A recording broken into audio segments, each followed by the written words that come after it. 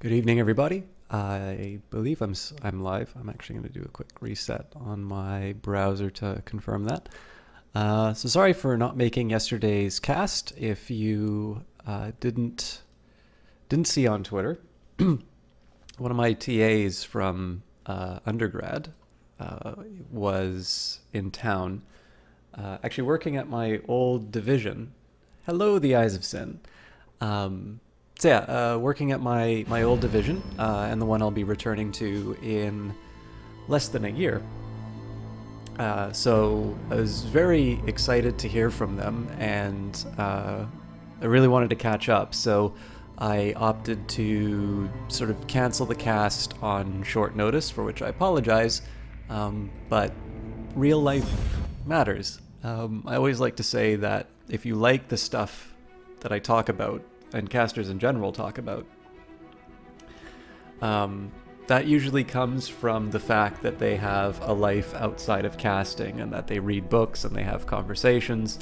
The individual I was talking with is actually an economist herself, just finishing her PhD, and I believe is probably would count as doing international trade. There's a few things she's very good at, but I believe her current work is related to international trade. So it was very interesting to chat, and actually I wound up with a couple of things that I was helpful for my own work. So I guess another another argument for going outside and talking to people. Anyways, let's jump straight into the game. I reset my computer before I went online. I was hoping to start at 7:30, but I decided to put in some updates and just generally play around with a few settings on the computer. So hopefully the frame drops, or not even frame drops, but the kind of the overload on the CPU won't happen this time. It's possible it still might. And I'm trying to find out exactly what drives that. But it wasn't enough to break the game. It was more just a small annoyance more than anything. And it should be maybe mentioned, the way that I'm doing it right now. By the way, for some reason, I'm not getting a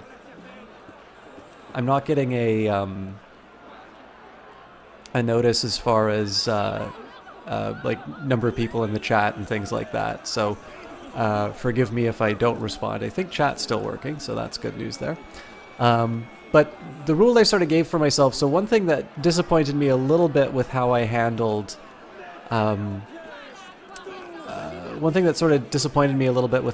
Assassin's Creed 3 was in order to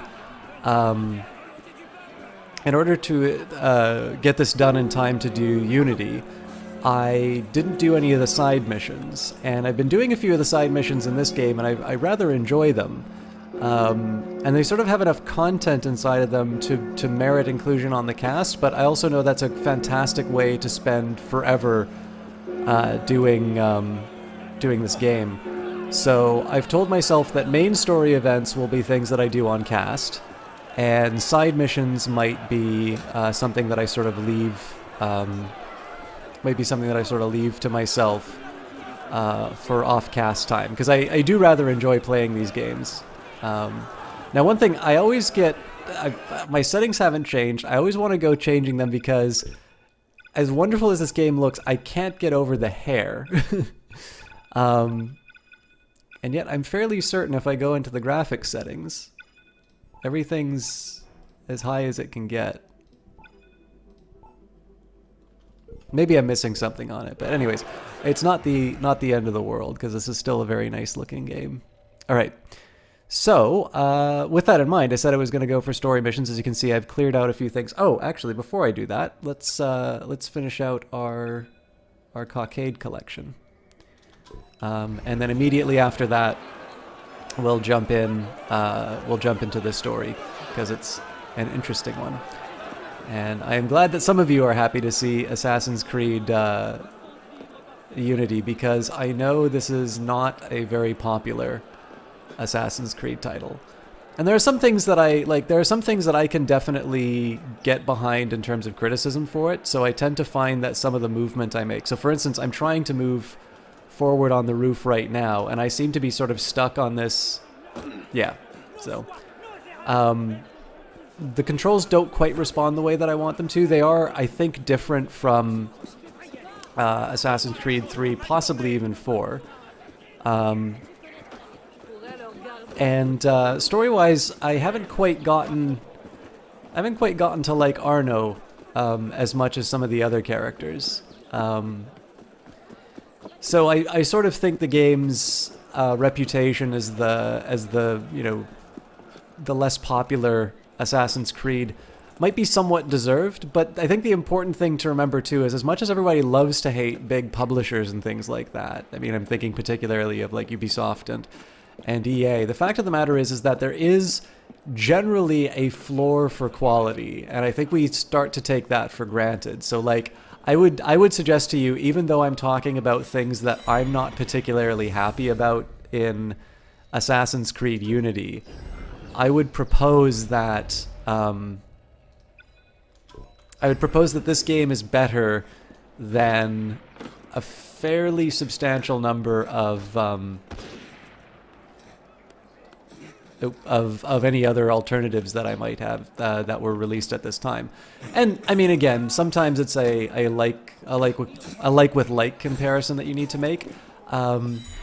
One thing you can say about, so, there's lots of really good indie games. There's also a lot of not very good indie games. And sometimes when you find, one thing about indies is that you tend not to hear about the really terrible ones. I can point you to some really terrible indies if you'd like. I just don't really want to put them on blast and the broadcast, because just because they're not for me doesn't mean that I should, Oh, looks like I'm getting some interruptions. Okay.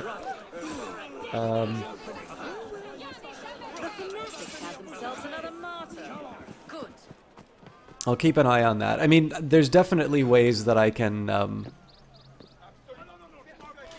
You know what I think I'm gonna do?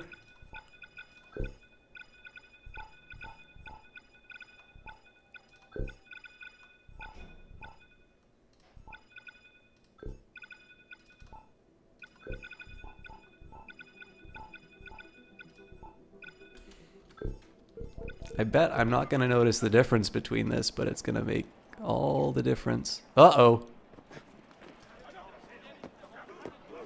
Well, it works for me, but it looks like you guys can't see anything. Let's see what we can do about that. Can't find the window, you say? Oh, hang on. It somehow made it worse.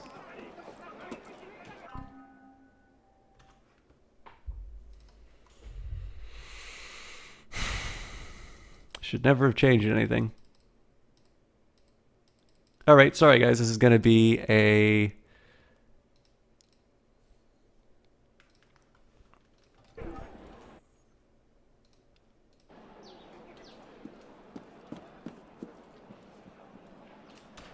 Wow, it really doesn't like that change. Okay, I'm going to quit out to the desktop.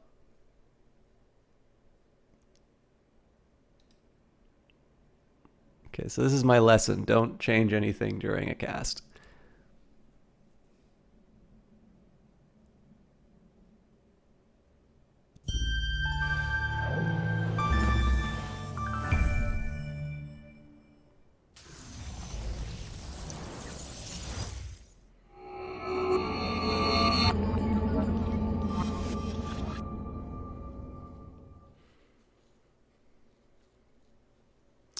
Also looks like I'm getting some weakness in terms of my connection, so I think I'm about due to end my contract with my provider, so I think I'm going to be switching ISPs.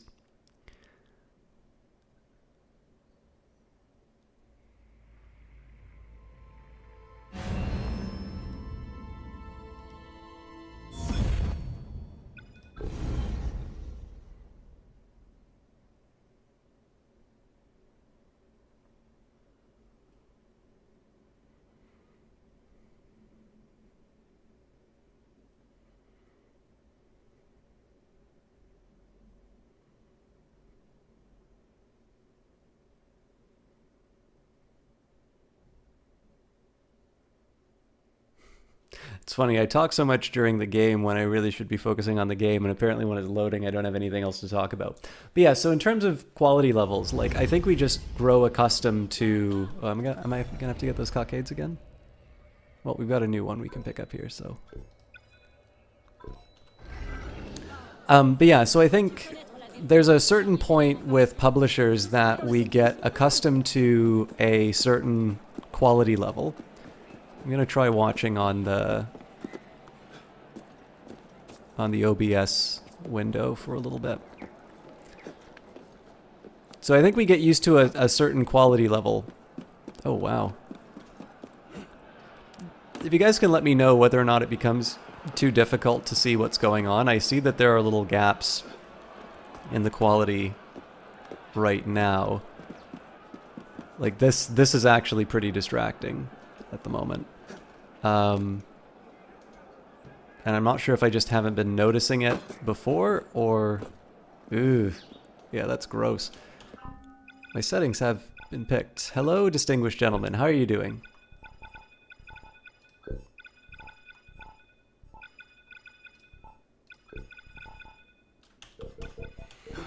Okay. See, the funny thing is that on my system, I don't see any of these problems. It seems to be a very specific Unity thing. Or not Unity. Very specific OBS thing. I'm wondering if I were to switch to...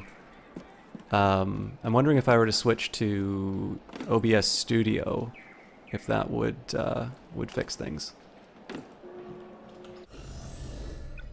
Okay, well let's... I'm gonna try running to another part of town, and we'll see if we can solve that.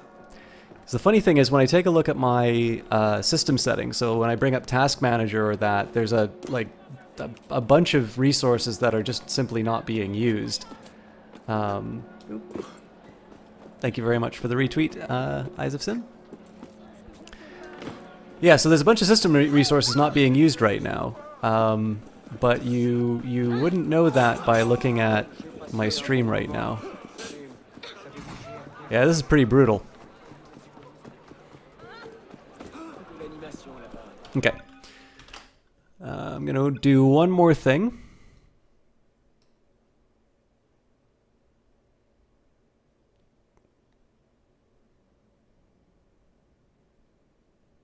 Actually, you know what I'm gonna do? I'm gonna stop pretending that I have more of a computer than I do. What if I just go...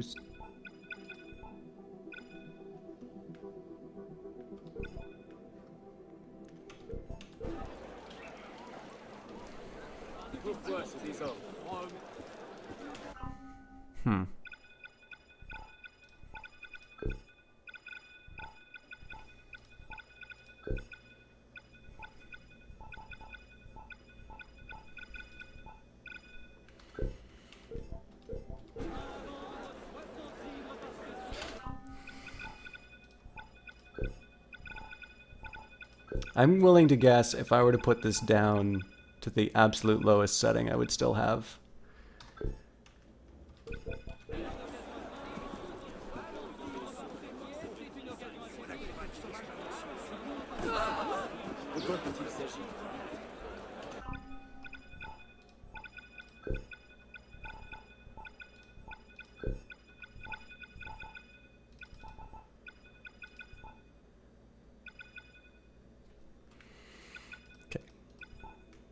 I'm gonna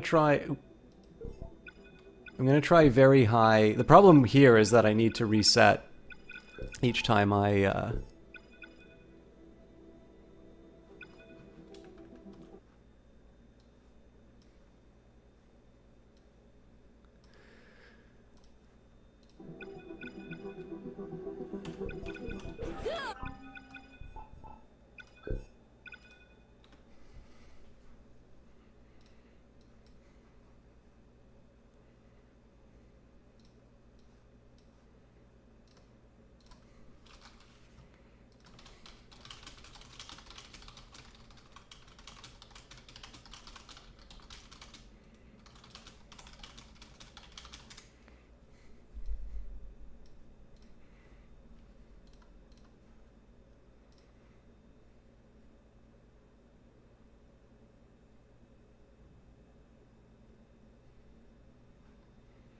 So I'm keeping Task Manager open while I do this. It's actually a little hard to diagnose, I'll admit.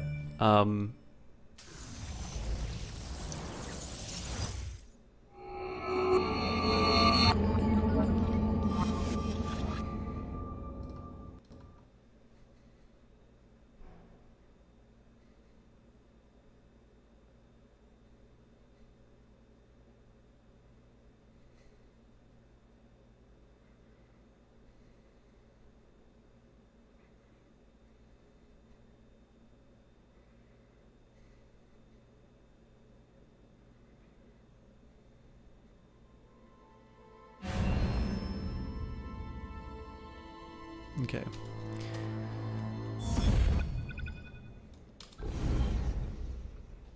So I'm definitely getting a big spike in GPU activity, but that's not particularly surprising for these circumstances. What I am most interested in is what happens once I start playing the game. One of the things that I think is so interesting too, I would love to know what the perceptions of Unity's quote-unquote optimization problems. I want to know what proportion of them are streamers complaining about the game and what proportion are genuine issues with the title itself.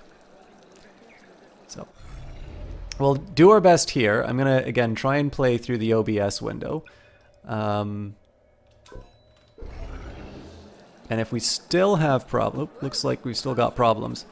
I am mildly tempted to just go back to the ultra high settings, because at the very least I'll get something that looks nice. I might even need to just reset it to... Yeah. Has it always been this way and I just haven't noticed it? But...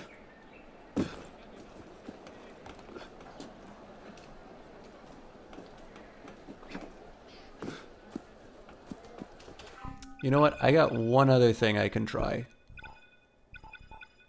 And I actually think this will make a huge difference. Oh, but you know what? This is going to mess with my... It's not been choppy prior. Okay, thank you for that, Eyes of Sin. This might cause some other problems with the video quality.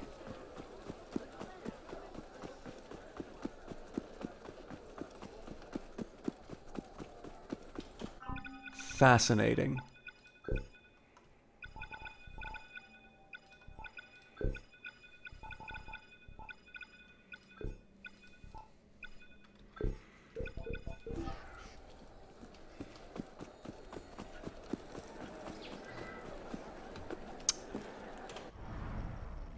Okay, so this makes it unplayable for me, but it makes it very good on OBS. So I think what I'm going to do is I'm going to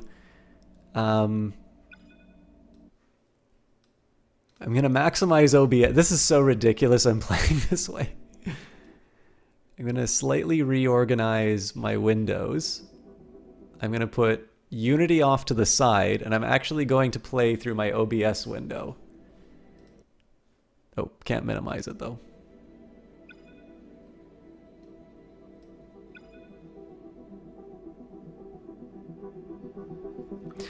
Okay, the Phrygian cap was originally a symbol worn by Paris, son of Prima, from Phrygia, that would have been taken up in late Roman iconography, well before it became the symbol of the Parisian sans-culottes.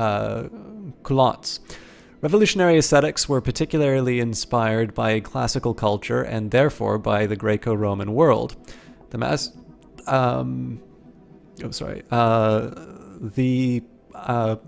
Palaeus was a soft conical cap given by the Roman masters to their slaves once they were free. The cap was adopted by the sans-culottes in 1792.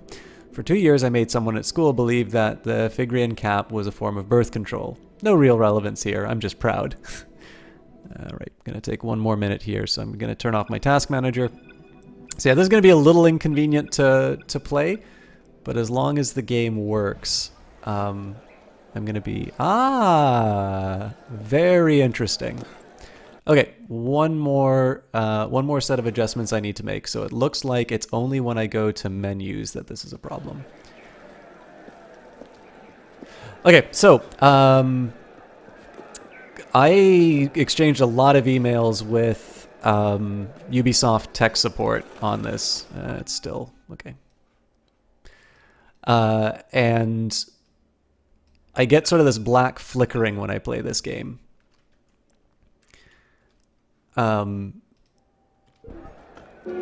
But it's not affecting OBS. So I think one of the things that's happening here when I don't have... So basically with VSync off, it looks like basically Unity is taking up all available resources, including ones that are intended for OBS. Now, I think there's a way that I can affect that in the task manager, but it's not one that I want to... It's not one that I want to explore right now. Oops. However, when I turn VSync on, so again, turning VSync on creates these black flickers that I'm running into, and the ones that I kept, basically I couldn't get help from Unity tech support, or sorry, Ubisoft tech support.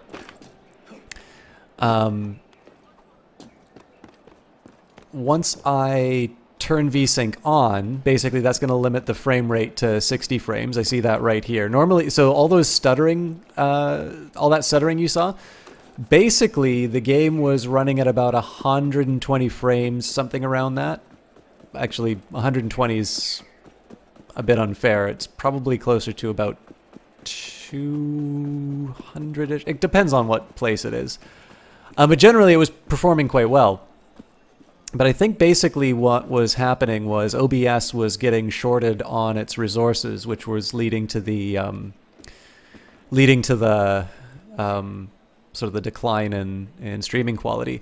What I think is really funny is that given the way that people sort of treat streamers and the way people treat games, I have a suspicion that Unity generally behaved quite well for most gamers, and that the received wisdom of the game being poorly optimized was because a bunch of streamers were having problems with it not playing well with their basically not playing well with their recording equipment, and that had nothing to do with it basically had nothing to do with the game itself so much as it's the how do I put it? So much as the experience of broadcasting it. Just a weird quirk of the way that gaming works now.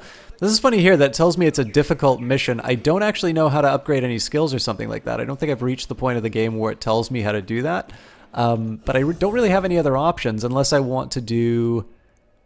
wait a minute. What's one of these? Waxworks. Oh, I mean, I guess I can... Well, no, because that's a difficult mission as well.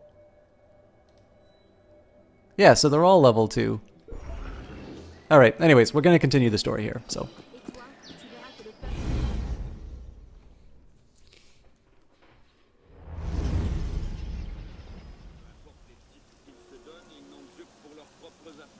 I suppose a simple address would be too mundane. C'est faux. La révolution sera le triomphe du peuple. Elle assurera le bien-être du plus grand nombre. Alright, investigate inside the Sainte-Chapelle.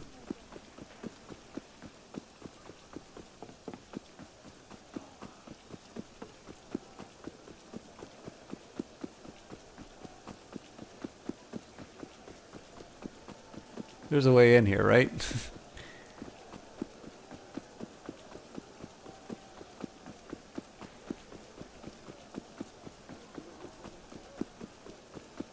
It's funny, it started raining for the cutscene. I'm curious if that's supposed to be part of the story, or they just decided, you know, we really want a weather effect for this mission.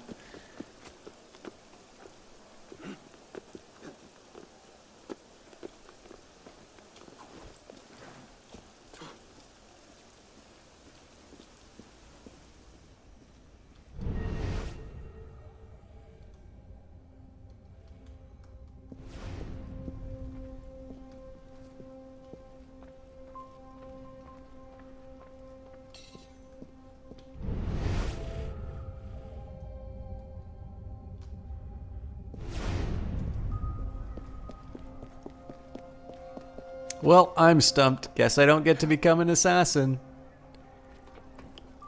I really like the effects of the stained glass. I wonder if it shows up on... Oh, it looks like it does show up on Arno. That's a nice touch.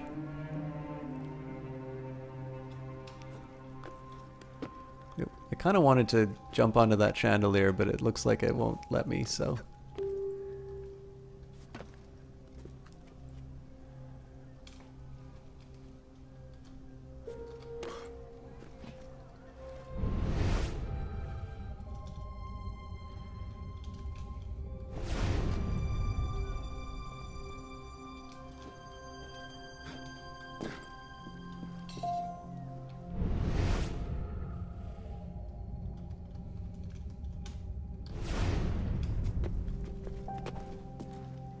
This medallion must play into it somehow.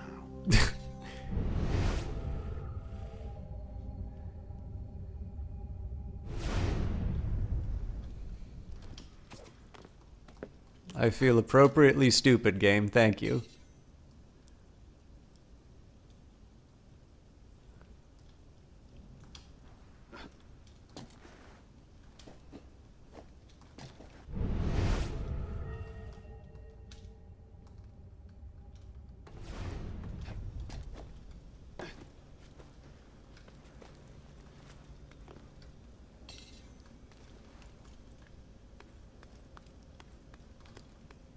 Guess I'm not dropping.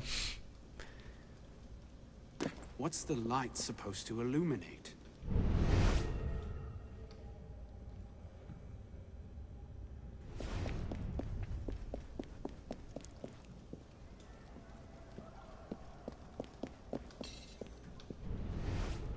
There has to be like a lower... So the funny thing is there's clearly a flag down below that I'm supposed to...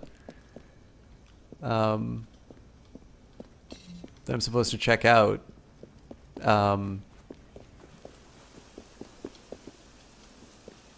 I feel like a moron doing this. Alright, let's head down and see.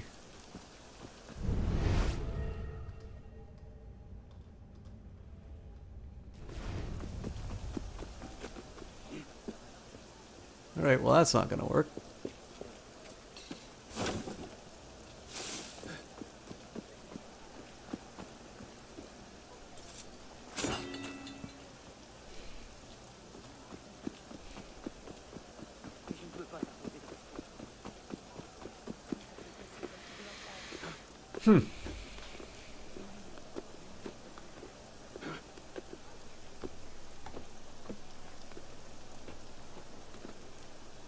Okay, something tells me it's not supposed to be that far.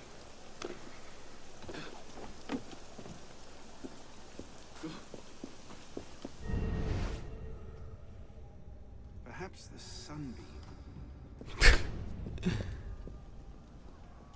Game's having no mercy on me.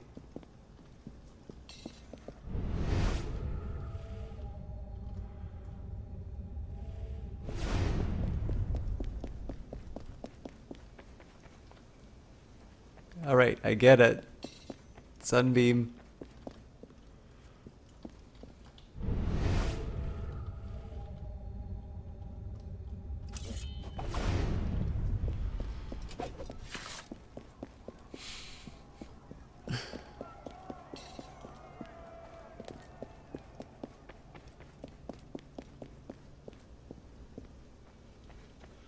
This medallion must play into it somehow.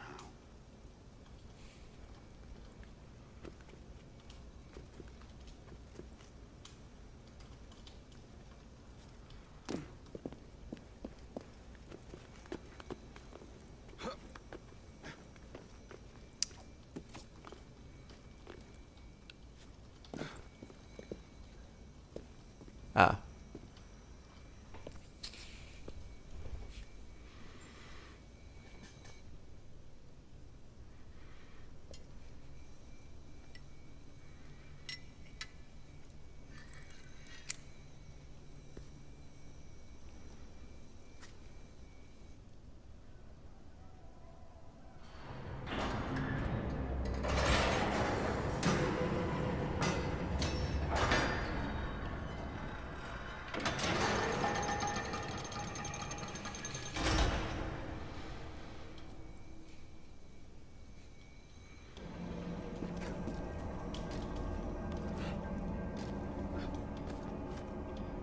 Well, crap.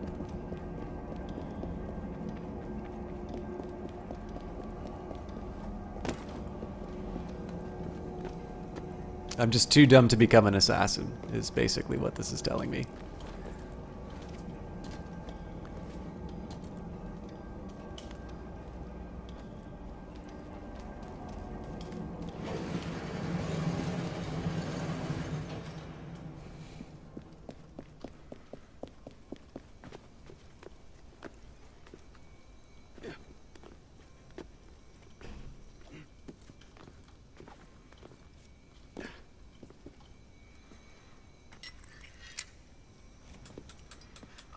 I would never want to. Speedy J109, thank you very much for that follow.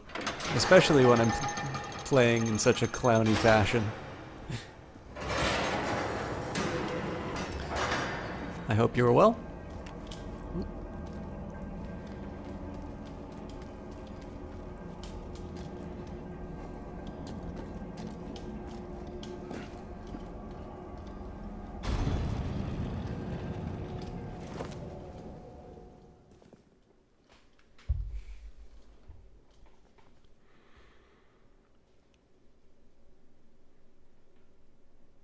So I'll admit, I'm not exactly thrilled to be playing through the OBS screen, and I'm gonna see whether or not OBS Studio fixes this, but it looks like the way to play the game is with VSync on.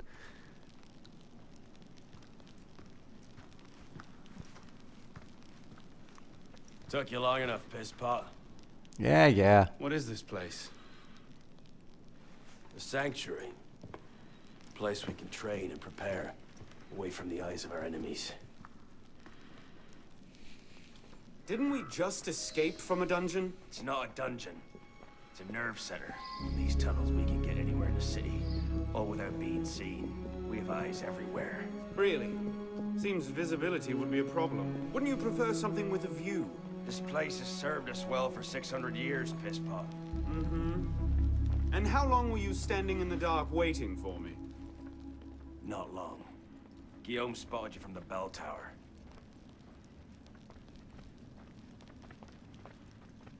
Well, it was quite the entrance. Are you mocking me?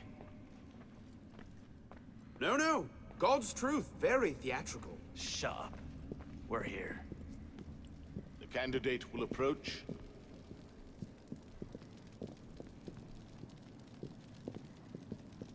I wish there was a slower walk mode so I can actually follow these people rather than just start and stop.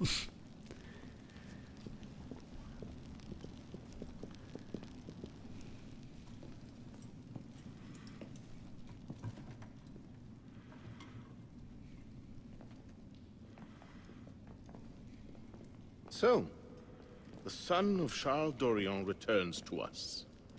Belek thought you wouldn't come, but changed your mind. I'm tired of running from my failures. Monsieur de la Serre, my father. I want to make it right. The death of Grand Master de la Serre weighs on you. Why? Did you wield the blade yourself? Does it matter? The blame still lies with me. إن ذنوبه تكل كيلاي. هل أنت متأكد منه؟ أنا كذلك. إنه قادر على مواجهة المحاكمة. سيكون جيدا. Very well. Out of the dark you come into the light. From the light you will return to the dark. Are you prepared to travel the Eagle's path? If that's a fancy way of asking, do I want your help? Yes. Then drink.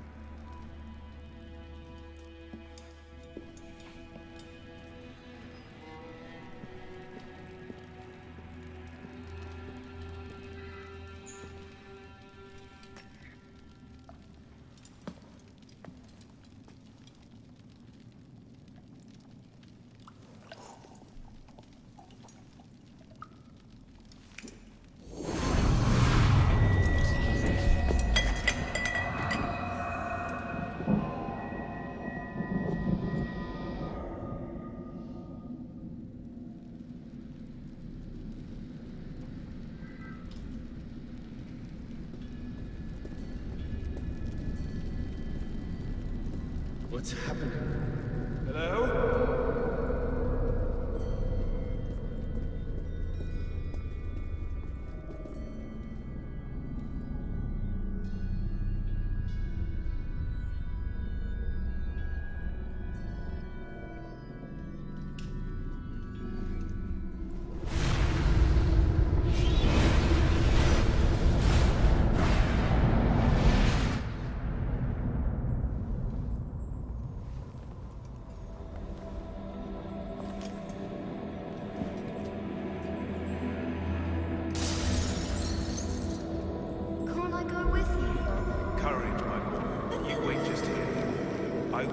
return when this Father! Where is that boy?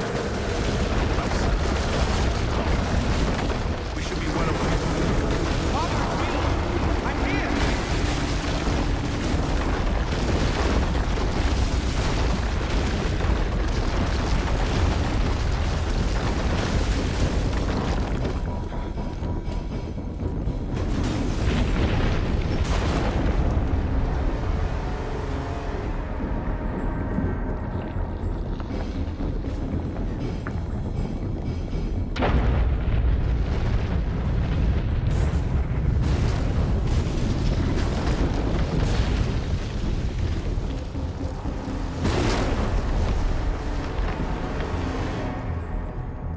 Father, look out! No!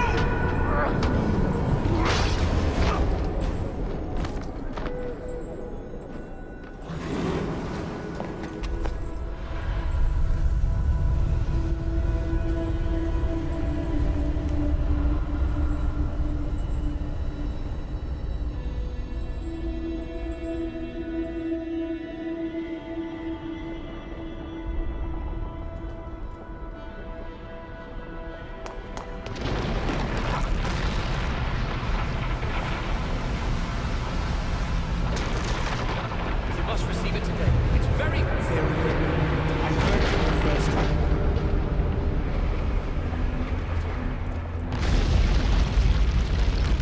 Go, I'll distract them.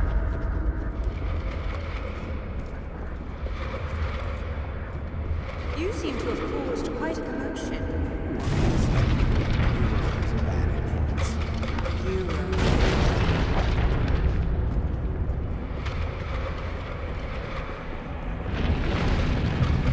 I found that on the floor of my father's study. Unopened. I didn't just Neither did my father.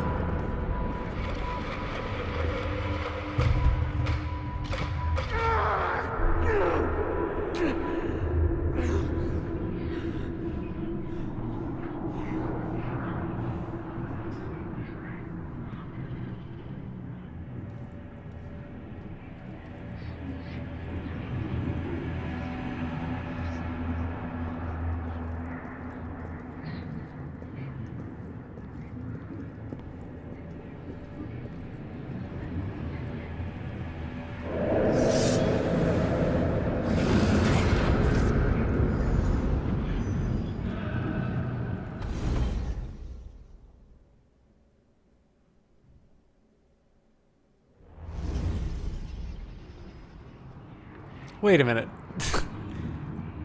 I'm not sure how I was supposed to do differently, but anyways.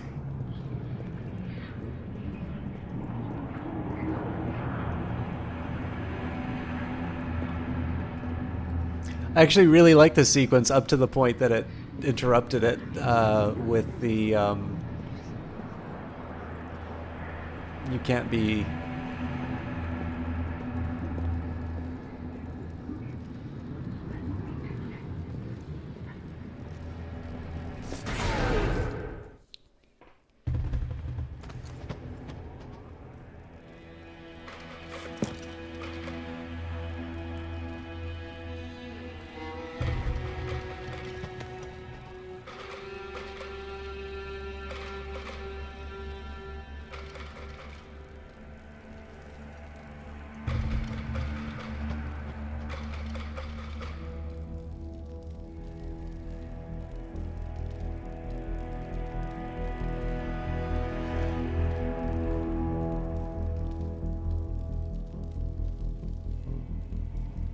These are the words spoken by our ancestors, the words that lay at the heart of our creed.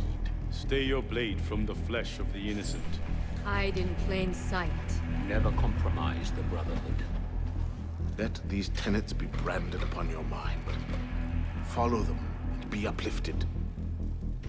Break them at your peril. Rise, assassin.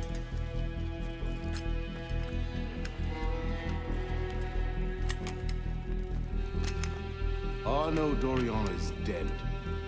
He has been culled from this world, his sins and failures turned to dust. Tonight he is reborn, a novice of the Assassin Brotherhood.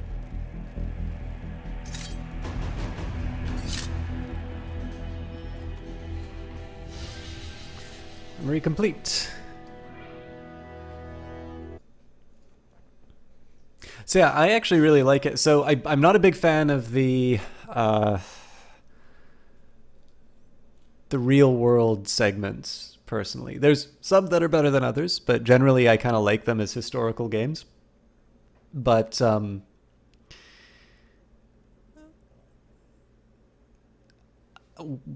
what I do like about the concept of the Animus and some of the things you can do with that, you can go into these really wild dream sequences, which are usually a lot of fun to go through. I think the only thing that didn't really work for me on that one was there was really no indication. If you think about a big long column to go through and...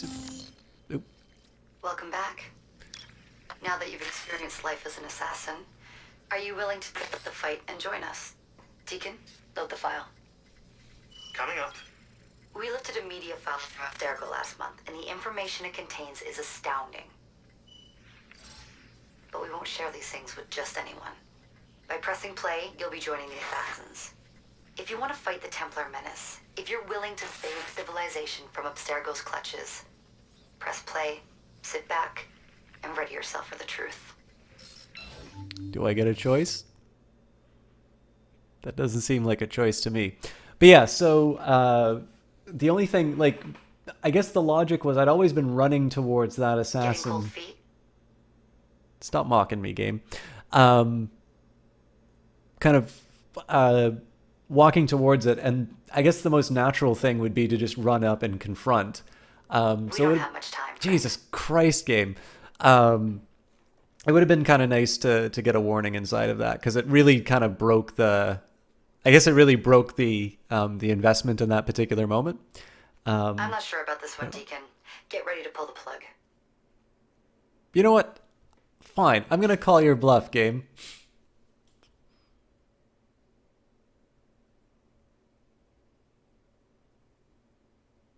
Oh, I'm sorry. Is it only when I want to have a conversation that that you're going to jump in with the...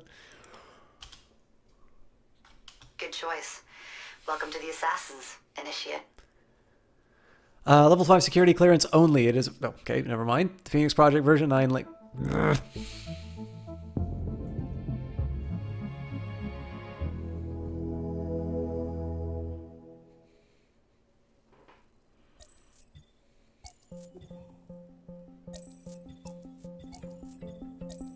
In the 1950s, it was theorized that human DNA worked via the triple helix model. Some years later, the work of Crick and Watson demolished this theory in favor of the double helix. Today, we know the double helix to be indisputably the basis of all life. So why did the triple helix theory gain so much traction? Why did Rosalind Franklin's X-rays seem to confirm it? It turns out that their initial samples had been taken from small traces of precursor DNA, the rare genes of an ancient race embedded in our own. We now know that triple helix DNA is the foundation of the precursor genome. It is the genetic Rosetta Stone of our age. If we can crack it open, if we can sequence the full precursor genome, there is no limit to the knowledge we will gain. Using Animus technology, precursor history will be open to us for the first time ever. Ancient languages will be unlocked, and ancient technology will be ours for the taking. Imagine what will be possible if we master the technology that underpins the pieces of Eden. Such discoveries would surpass 100-fold the splitting of the atom.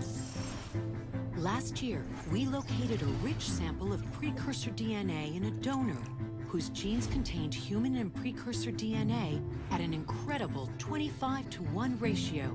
Our work will begin with this sample. Our goal is to unravel the triple helix, sequence the precursor genome, and change the world for the better, forever. Welcome to the Phoenix Project.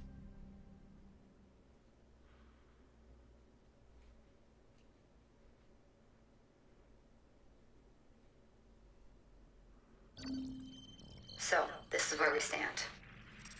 Last year, Abstergo acquired the body of a man we call a Sage, one of a rare breed of humans with a surplus of ancient DNA. This sparked a search for more sages, in the present and in the past. The more Abstergo finds, the closer they get to their final goal. We've blocked their recent attempts to find more, but Abstergo will not stop looking until they sequence a full precursor genome. So, why Arnaud Dorian? Why chase an assassin through the French Revolution? It turns out, at some point in his life, Arnaud came into contact with another sage. We need you to find out when and where these meetings took place.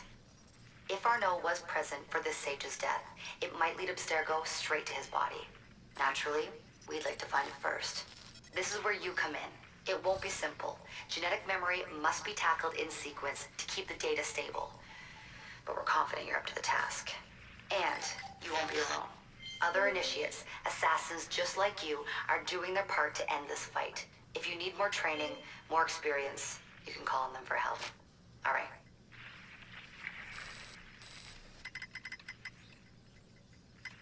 Loading the next sequence. Yeah, like I said, I sometimes feel like the modern day story is an interruption to. All right, Paris, 4th of January, 1791.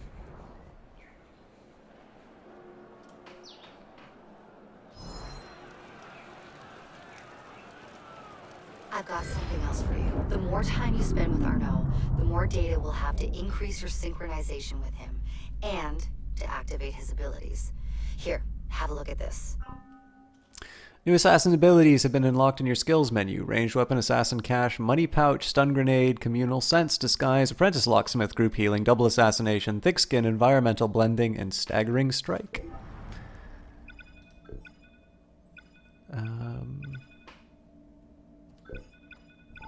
Well, let's start with lock picking if we can.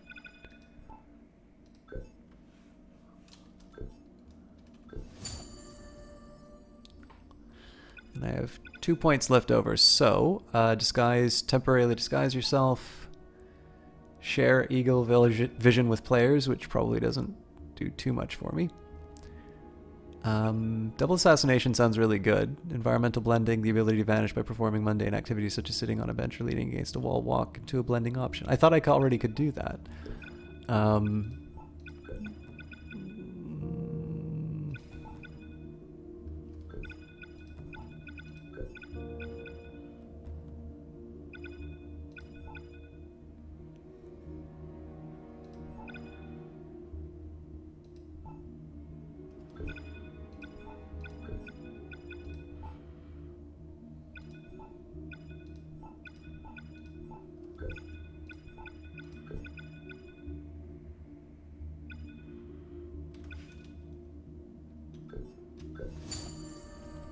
Basically, I'm trying to go for things that let me do more.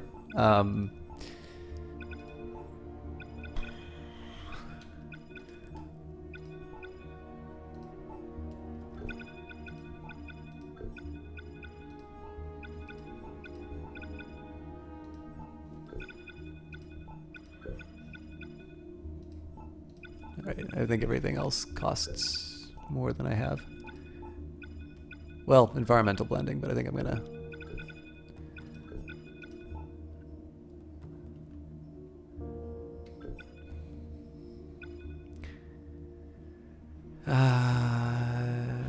Okay, so space in the safe zone. One last thing. While you've been busy, I had Deacon do some poking around in Arnaud's memories. Seems he was a busy guy. See that symbol? That's a co-op mission. I play a lot of games multiplayer. I don't know about you, but I thought you'd like to mix it up a little. These are missions Arnaud ran with his assassin buddies, so they'll give you an idea of what our organization's about. Just walk into the glitch and you'll get all the details. I've marked them on your map. Lovely.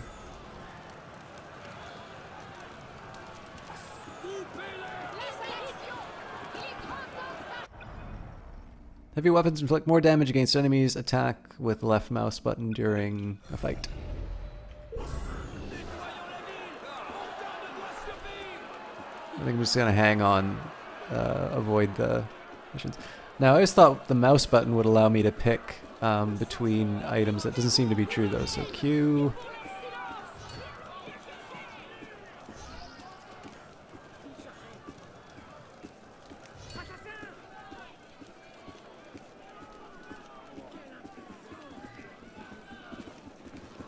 Fast slide. Shift and E. We already got that. Aha! Bon sang, regardez le faire. Oui, ah, tu sais te battre.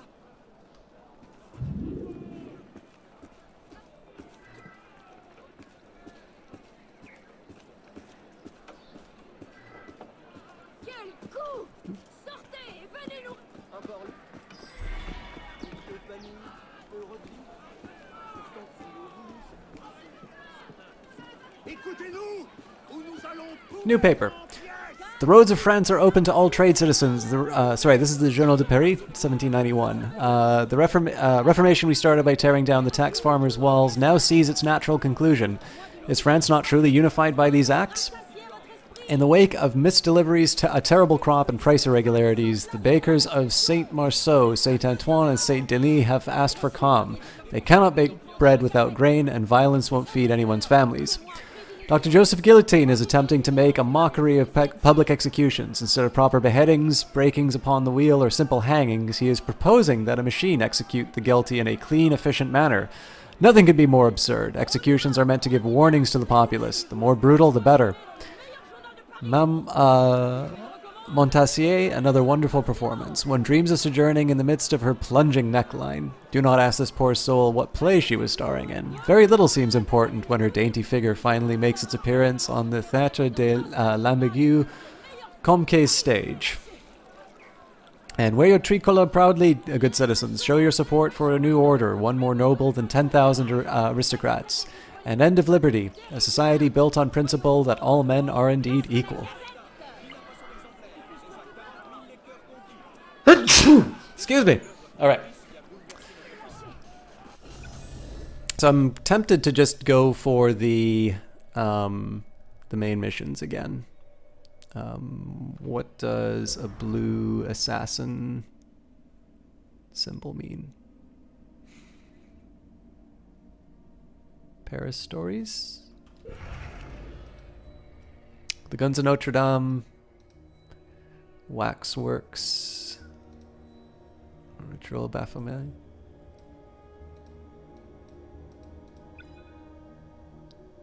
Heists. Templars have looted Notre Dame, and we are smuggling the valuables through the sewers under the Hotel Dieu. Recover the artifacts. Be cautious. Each synchronization will reset the memory. Stay undetected to maximize your rewards. Yeah, I'm close enough to the main story mission. I think I'll go towards that, and the way I'll try and divide the attention between. Oh, hang on, social club not renovated. I'll at least go to the social club. What I think I'll do is, on my way to main story missions, what I'll do is I will do any missions that I run in between, but I won't make any special trips. I will, however, make special trips for the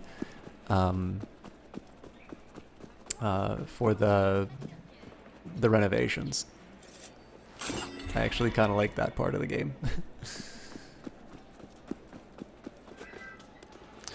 You receive creed points for performing assassin actions. Alright, so I will continue to vandalize.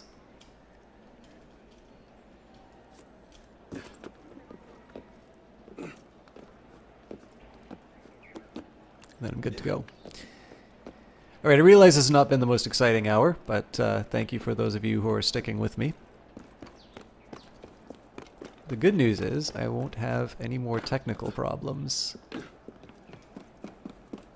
with Assassin's Creed.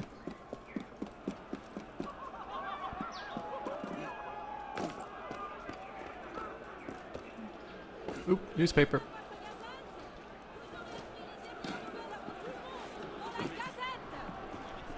Thank you. Le Patriote, 1791. The armies of the Prince Bishop and his allies now threaten our brothers in Liege. Their young republic cannot withstand the might of the Habsburg machine for long. Should they seek shelter in France, we'll not turn them away. Few onlookers were seen at today's representation of Le Bavier de Seville. It is believed, in light of recent events, that the upper crust area surrounding the outlandish playwright Beaumarchais has kept merrymakers at bay. Unknown rogues have made off with a selection of the crown jewels. As these are part of the treasury of France, those guilty are not only thieves but traitors. Report any suspicious pawners at once. Citizen Mirabeau has won an election to the post of the President of the National Constituent Assembly. After a long, varied, and mostly distinguished career, the respect that he has earned from all sides should help France get things done. While the appeal of owning a piece of the Bastille may find favor with some misguided few, the Royal Director of Buildings is of a different and certainly legally superior opinion. He asks that you please desist this practice.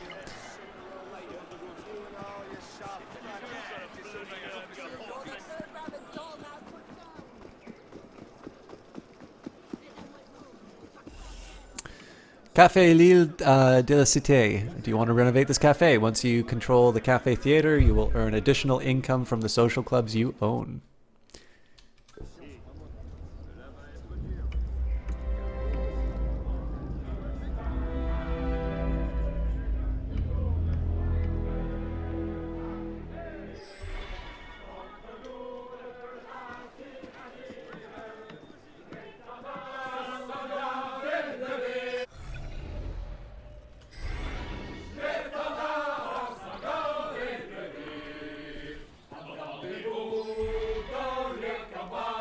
Let's control. That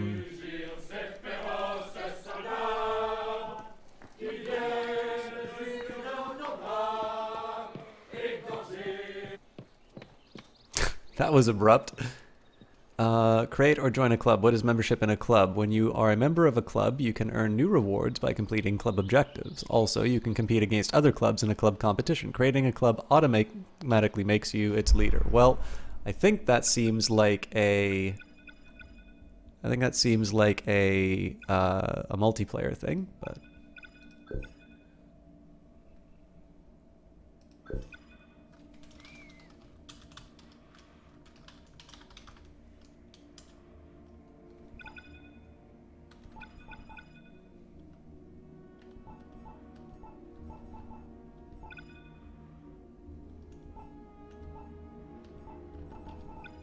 yeah, I'll hold off on that. I don't actually want people to find me online and play with me. I hate people. Let's see if that lockpicking did me any good.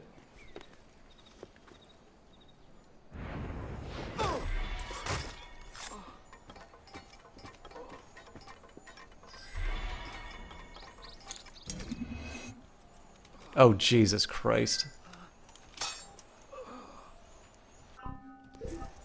Yeah, you know what? We're not gonna do that.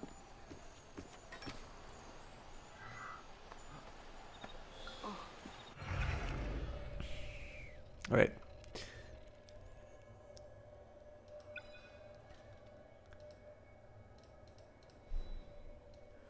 Let's go do another story mission. Graduation. After nearly a year of training, Arno is finally ready to become a full-fledged assassin. All he has to do is complete one last exercise. I wonder if it will be an assassination. Oh, and I think I can kill the criminals. No, don't do that. I've got nothing to say to your bravery. You'll get nothing.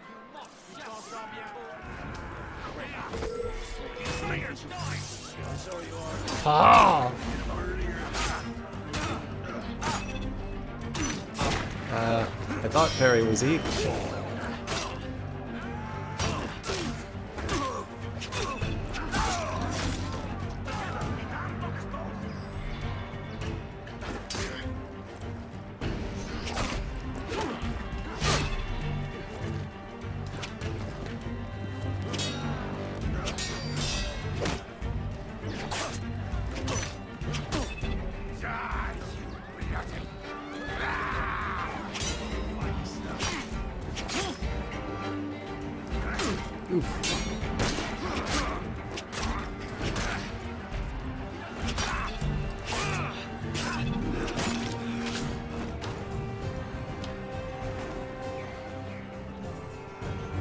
So I suspect I probably didn't need to kill the city guards except for the fact that I accidentally hit one of them during the fight, but...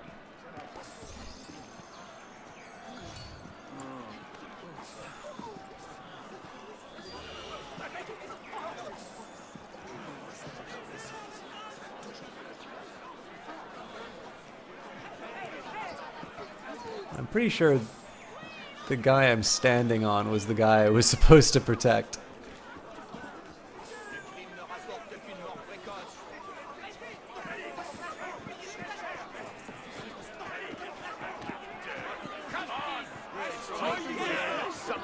Are you afraid?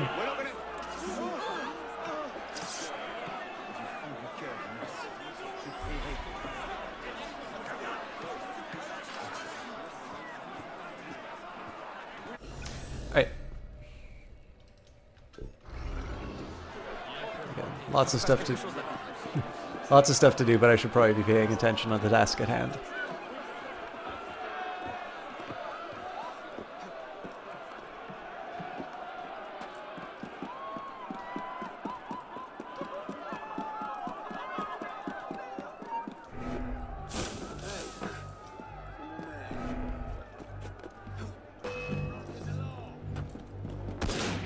Broke the law by walking on a roof?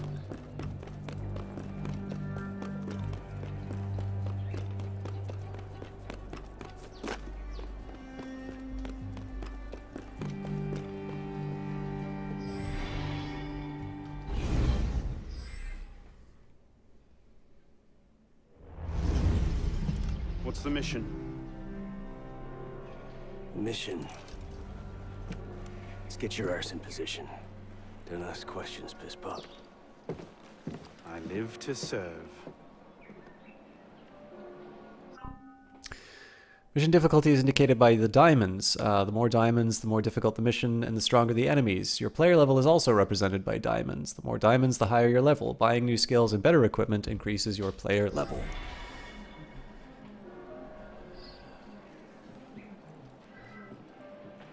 Kill the guards and sabotage the bell. And... alright.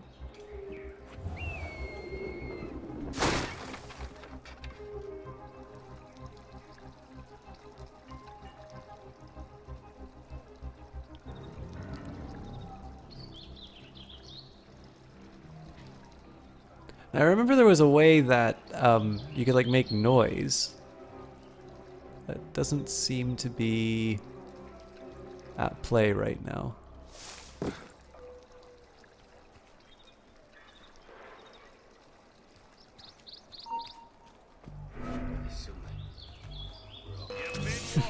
Never mind. I was only kidding.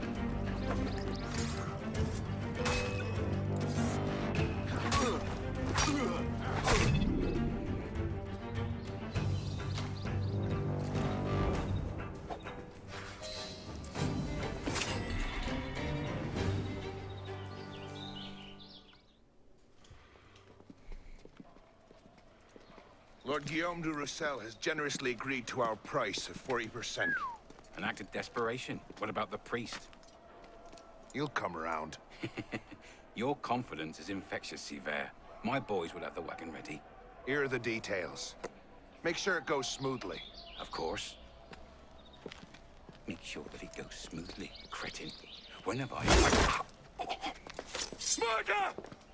Murder! These bastards always have bodyguards. Well... next time, do that before he starts screaming. Why do we hang about here when Sever still lives?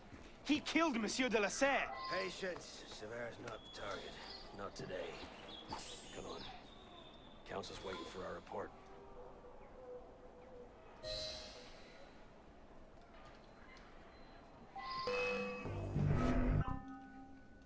Press 4 to select smoke bombs when equipped, F to drop it. Smoke bombs break the enemy's line of sight and give you time to flee. What if I don't want to flee?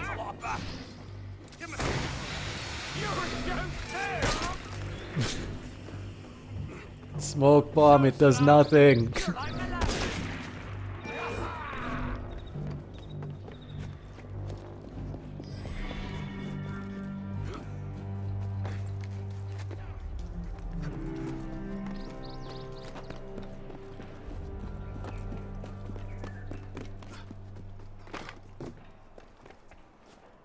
to earn your keep.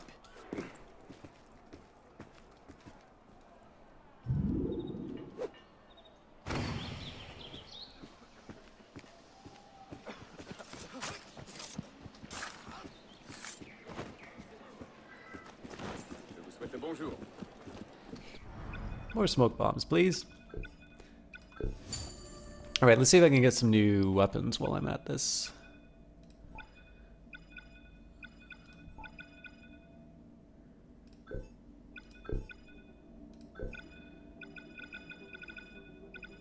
Okay,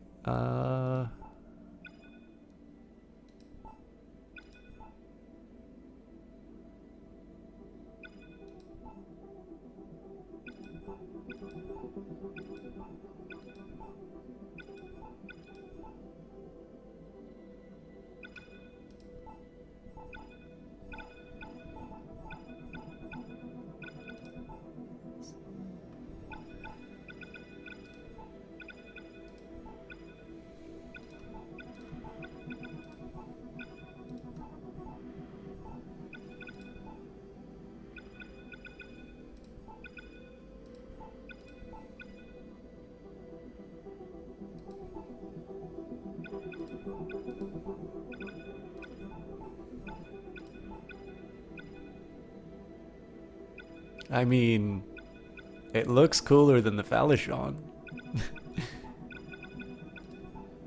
I think I will buy this one though.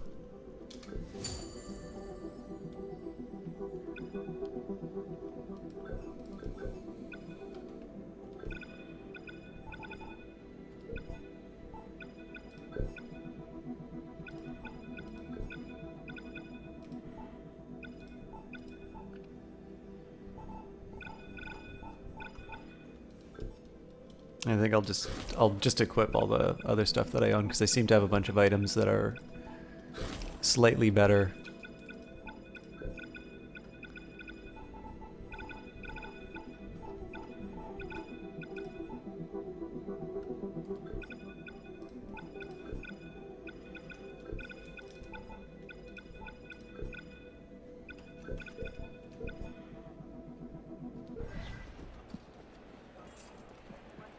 And yet, for some reason, I am not, my character's level is not any higher.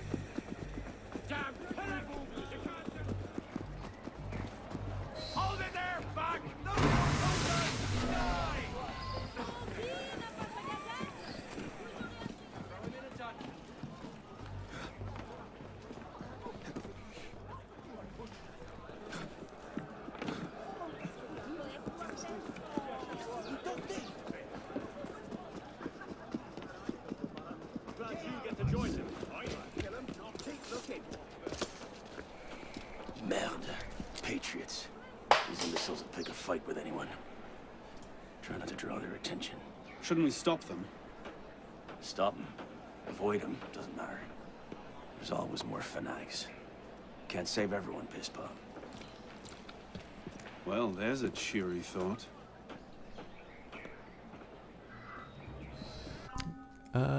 Extremists in red harass the population. They're paid by Templars. They can recognize you and attack you anywhere in the city. Well, I don't think I have many options for avoiding them. It's a bus. Remy found Monsieur Arcunon's body in a courtyard not far from here. Stabbed through the throat.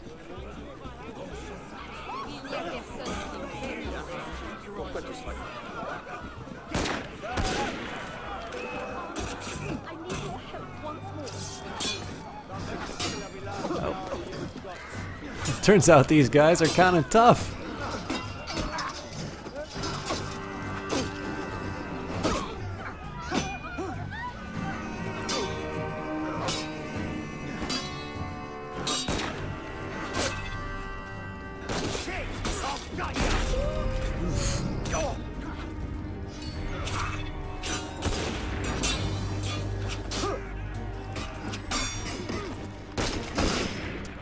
I gotta get better at dodging those guns.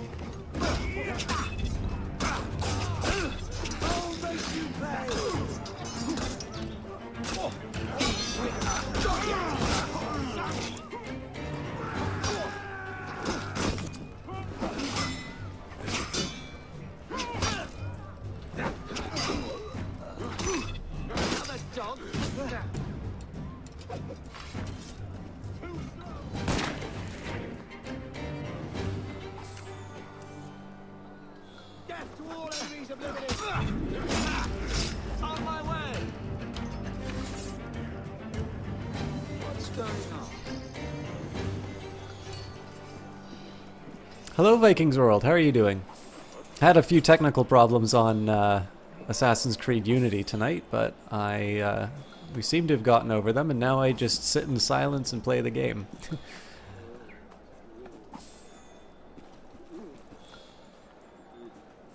I'm still a little rocky on a few things about this game, but it's growing on me, and there's a couple things that I think I'm never going to quite get over.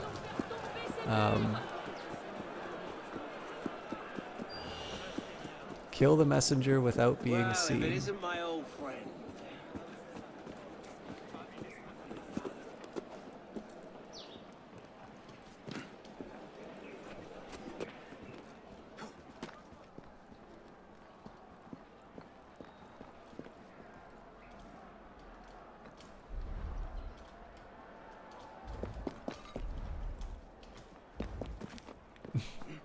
It's just shooting him from the roof count as...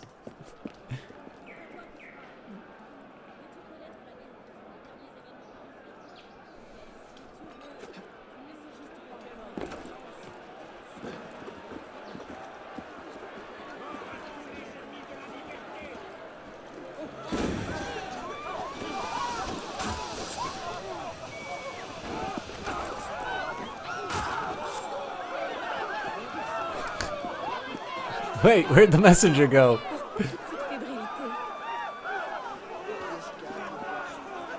Never mind. I was only kidding.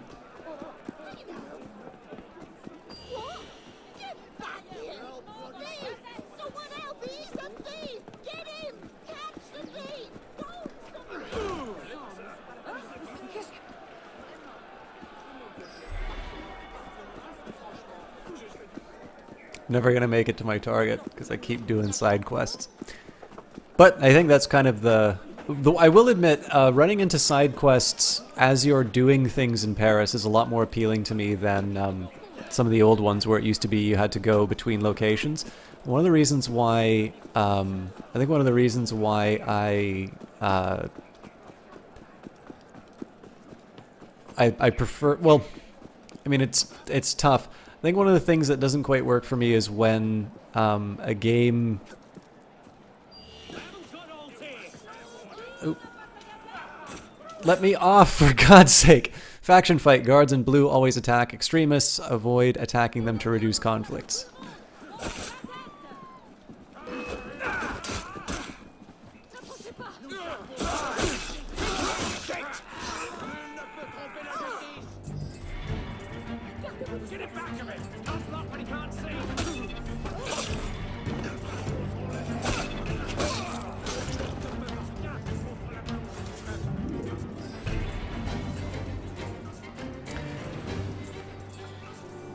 But yeah, so one of the things that always, I don't know, it doesn't quite work for me is when things like little side missions and that become, I don't know, like you have to go across the map to do them.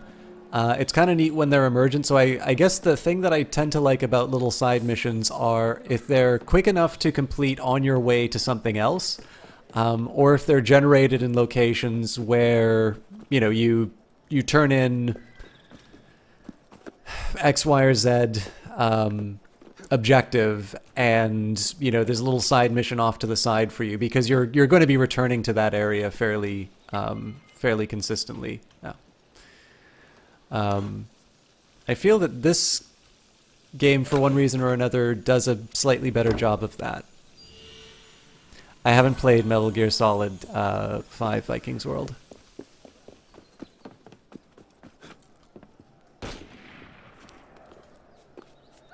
I can't believe this. We've not seen Seaver for a year, and you're letting him walk. All because his name wasn't on a bloody piece of paper. The timing's not right. Too many variables, too many loose threads. And if we lose him again? He'll be at Notre Dame tomorrow, if he keeps to the schedule we found.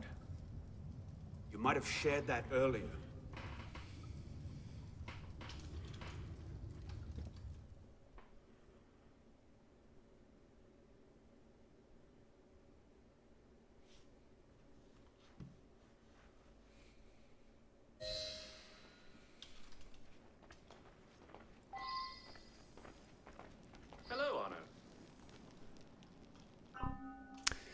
You can replenish your tools, ammunition, and medicine at shops. The shops are often found near fast travel locations and in social clubs. Find more shops by synchronizing viewpoints to reveal more of the map. So what happens next? We take this ledger full of Templar records to Mirabeau. Proceeds to do nothing with it. You don't seem terribly fond of him. He's a politician. Sees himself as a great peacemaker. He thinks he can end the war between assassins and Templars, bring the revolution to a happy conclusion, and convince dogs and cats to live together in peace. And that's bad? It's a self-aggrandizing pipe dream. The Templars are at their weakest since Jacques de Molay burned. We're running around after second-rate smugglers. All because Well, the customs agents of France can rest easy. Arpinot's dead. Shaking down imprisoned nobles seems a bit out of his oeuvre. What are the Templars up to? If we hadn't spent the last year hobbled by your damn truce, we might know that. He has a point, Honoré. The truce was with Grand Master de la Serre. The man's been dead for 2 years. Whoever's in charge now, you can be certain they aren't sitting idle. We might have learned more had we not allowed Sivert to escape. Sivert was there? I know your heart is set on keeping the peace, but bringing Monsieur de la Serre's killer to justice would count for something, wouldn't it? Yes, it would. But do not confuse your personal vendetta with a sound strategy. If he wants to kill Templars, let him kill Templars. I've done him all I can. Boys ready? Very well. Assassin.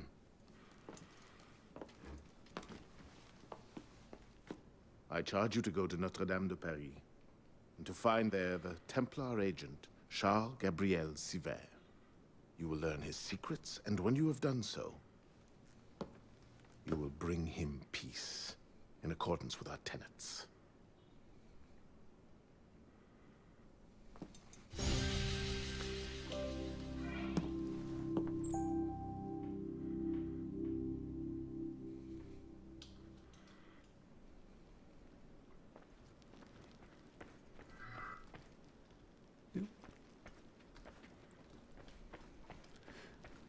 It says there's a cockade, but I don't think it's in here. What cheer, Arno?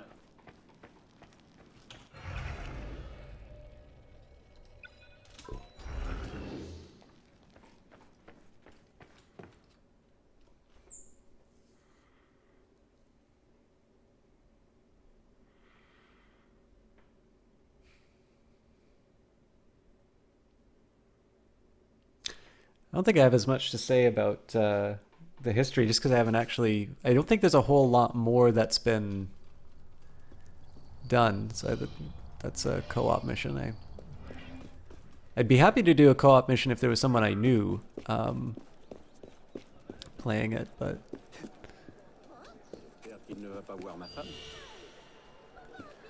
I'll see what the drama masks... I think that's a...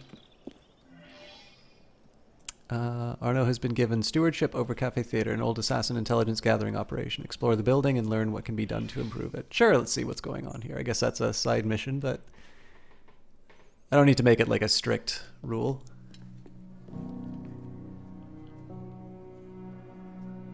Something I can help you with? What is this place? It connects to the sanctuary. Less flashy than the Sainte-Chapelle entrance, but we own the building. Used to be part of our intelligence network. But the place has fallen on hard times. How can I help? I'll keep an ear out for any opportunities that come up. You might also speak to the Intendant about renovating the building itself. I'm not exactly flush with coin just now. Any revenues the cafe generates are yours to do with as you see fit. The money is deposited in the chest in the study, and the more improvements you make... The more revenue. Quite. You might also find that expanding our reach into other districts will pay dividends. Merci.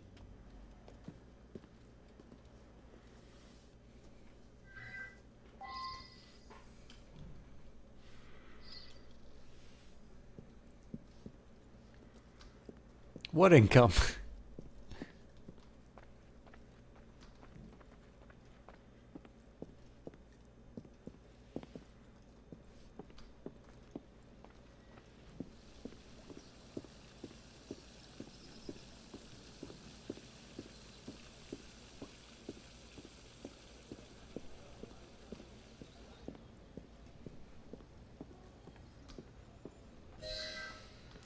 Welcome to the Cafe Theater. It is still undergoing renovations. You can improve it by purchasing renovations and accepting missions from the Cafe Theater manager, Madame Gouze.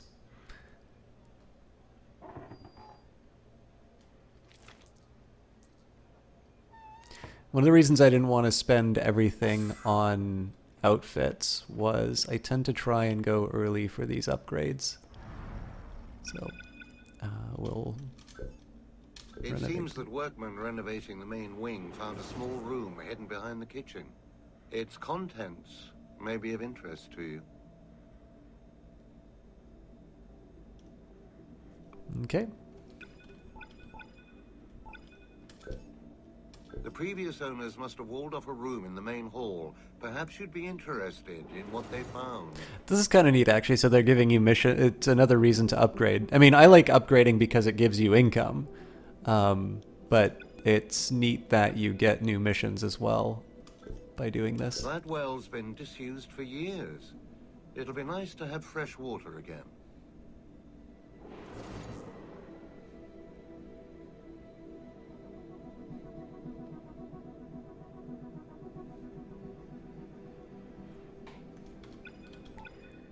All right, not enough for the upper floors, and definitely not enough for the finishing touches. So before I go any further, I think I'll take a minute and explore some of these extras, or at least I would if I could find them.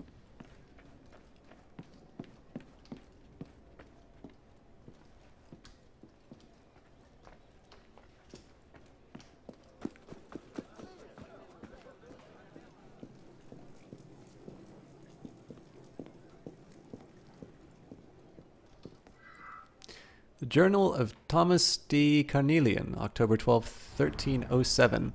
It is done, all is in readiness, and there is naught left to do but wait for the coming of the dawn. Mentor Guillaume de Noguer has bent the king's will to ours, and with Benedict dead in Perugia, Rome is with us as well. And yet I find my heart gripped with sudden misgivings. Dante and Domenico assure me that it is a great victory, that we will annihilate them root and branch, but I wonder... In breaking the Templars' public facade, are we merely driving them into the shadows? 50 years ago, the Templars thought us destroyed, after all. Vanishing from the public eye has proven our greatest strength in this interminable war. Are we now granting the same boon to our enemies? Prophetic.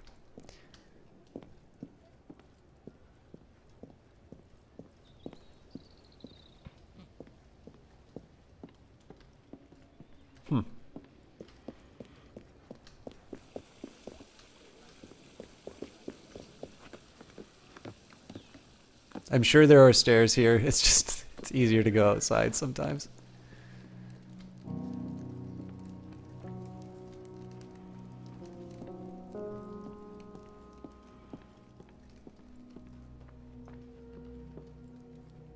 No.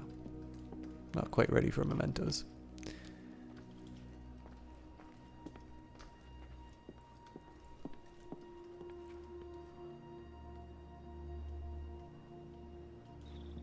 Oh, neat. Okay. I see how this works.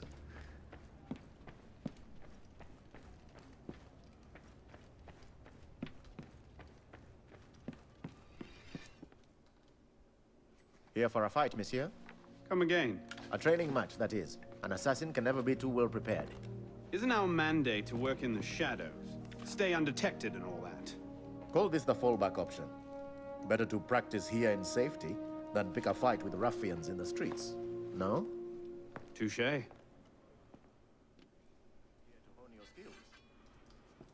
I guess I am here to hone my skills.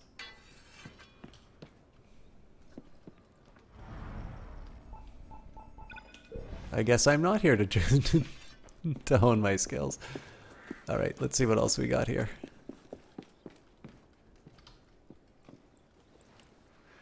Letters from Elise. Paris, September 23rd, 1788. Dear Arno, I never thought I could be so bored in Paris. Can you imagine it?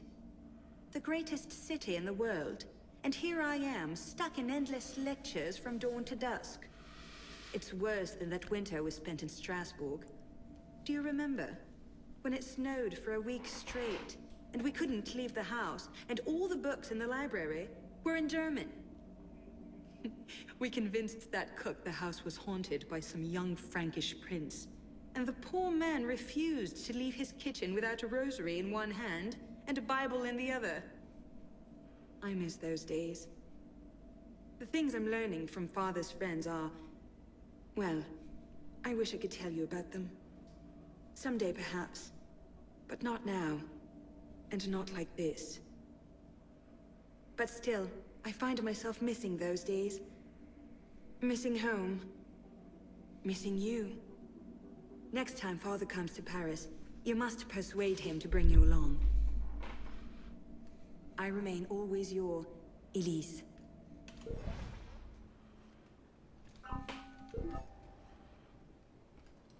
Never did convince her father to bring me to Paris.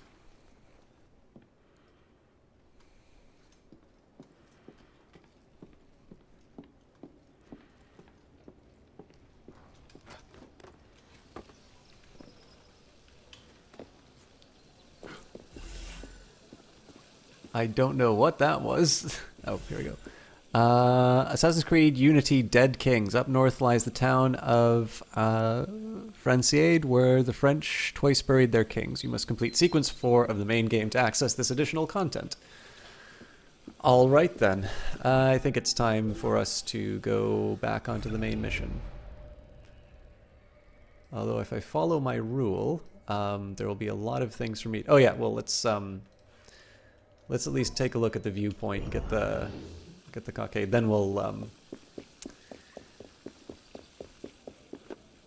go back to the main story mission.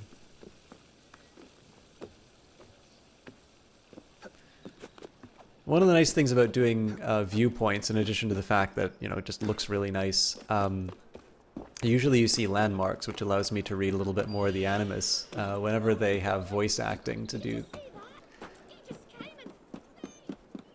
Oh, well, sorry, I didn't see the thief. But yeah, so whenever they do voice acting for things like the letters, that obviously puts me out of a job.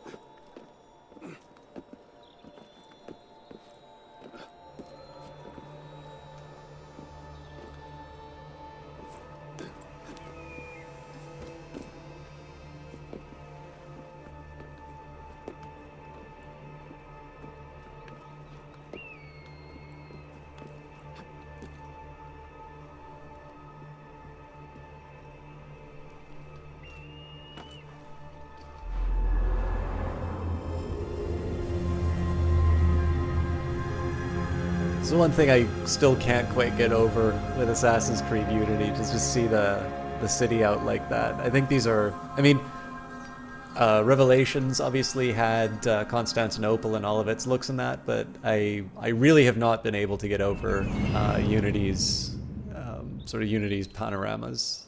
They really are something else. All right, well, that opportunity to kill some noob is over.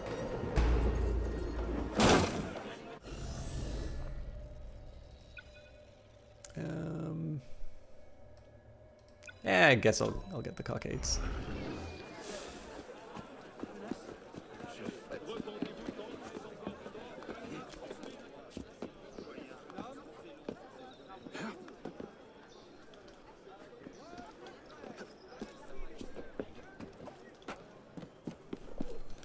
All right, I'm assuming yeah.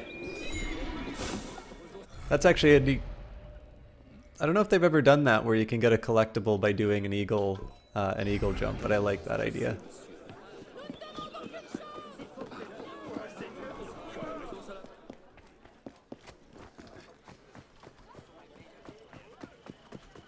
We got more than one. Just go down, thank you. Yeah, I still need to get over the... I still need to use the controls, or learn the controls a little bit better.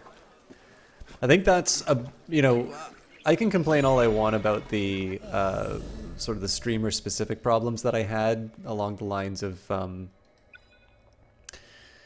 you know, not being able to... how do I put this? Like, not being able to do certain... how do I put it? Like, you know, just having those sort of lag spikes. But, I mean, those were fairly straightforward to diagnose, and I can't really say that those are specific problems with Assassin's Creed Unity so much as that's a problem with streaming Assassin's Creed Unity. And the fact of the matter is, as much as I like doing streams, I don't think games should be built for streaming. Actually, you know what? So I kind of give a talk like this when like on one of the system walks during the winter, but I think I can probably talk about this now as well. Oop, we've also got criminals.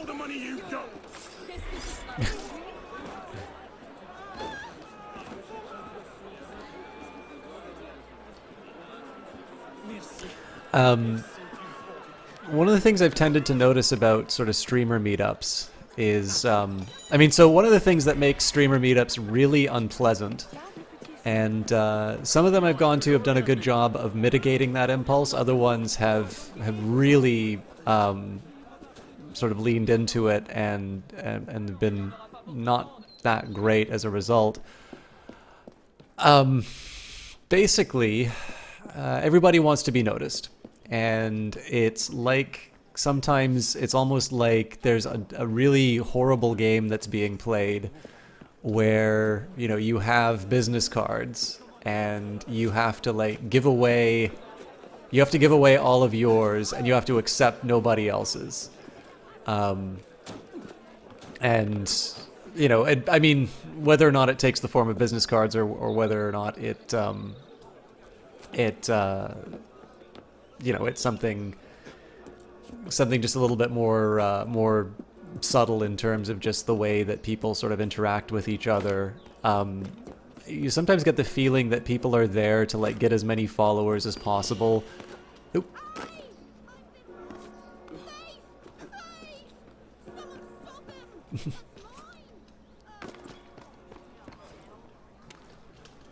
Damn it, Arno!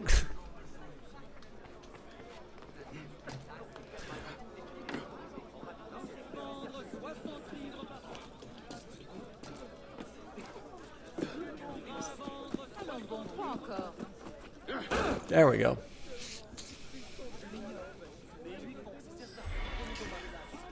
So, I don't know, like, I totally get the impulse, right? Like, you want to grow your channel, and people tell you, you know, network. I've certainly benefited a lot from interacting with other streamers, and you know, I've been the recipient of many really wonderful shout-outs from them, and it's helped my channel grow. There's no doubt about that. But I think it's weird, like, people sort of treat it almost like it's a direct instruction manual. Like, networking is a means to an end, and you just learn the networking game, and, you know, a person's just sort of an interchangeable piece, and that's totally missing the point. Like, building a community and building a network of people is, oh,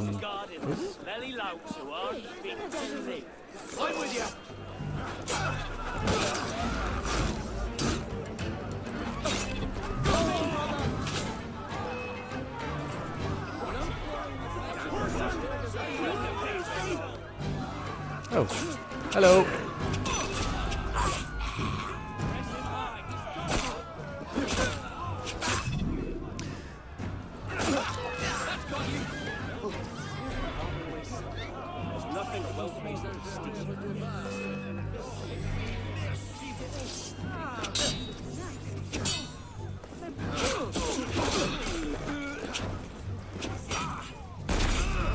Jesus. But yeah, so I mean, again, like it should not be that, you know, you feel an obligation to follow everyone you meet. And you know, you're perfectly capable of having enjoyable conversations with people that don't result in them following you or you following them. That's not quite the point. But to have sort of these interactions with people that should just be finding common cause or finding a you know, sharing best practices or just the normal stuff that you do. I mean, think about any given job that you've worked at, and you know, the conversations that you have are as much of, you know, hey, we're all here together, we're gonna have to get along, so let's learn a little bit more about each other. Like, I don't really feel the need to have to justify why talking to people and being nice to them is a good thing. That should be self-evident. But one of the challenges with Twitch meetups is that it really, and I don't know if it's just a tendency, you know, that, you know, we play games and so we just think of these things as like systems or whatever. But there really is a problem with certain meetups where it's sort of, you know, the person's there with a really express goal of getting as many followers as possible, and the conversations with them reflect that. So another thing that this leads to is because everybody's there, you know, to make an impression or you know, to be seen. It's led to this rather unfortunate habit where, you know, just showing up to a meetup isn't really enough anymore. That's not enough to get enough attention to you. You need to elevate yourself above the unwashed masses. And one of the ways people tend to do that now is through giving a talk, TM. Now, sometimes this is independent of expertise or, you know, like generally if you give a talk, it's about something. And if all that you really know is Twitch and broadcasting, that there's not really a way to... There isn't really a way to distinguish yourself, because everybody there is, you know, is a streamer. Everybody there sort of knows how this works. Let's see if we can chase this thief down. So I tend to notice one of the ways that people, you know, give a talk will be, especially if there are developers in the audience. They'll do something along the lines of how to make your game for streamers.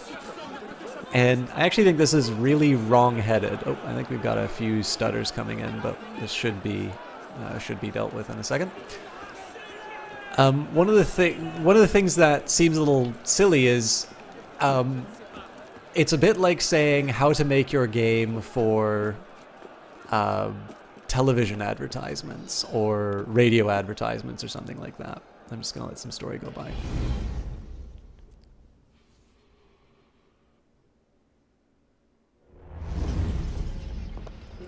What's our plan? Our plan? You're not an apprentice anymore, boy. So study your surroundings. Devise your own plan. I'm not here to hold your hand.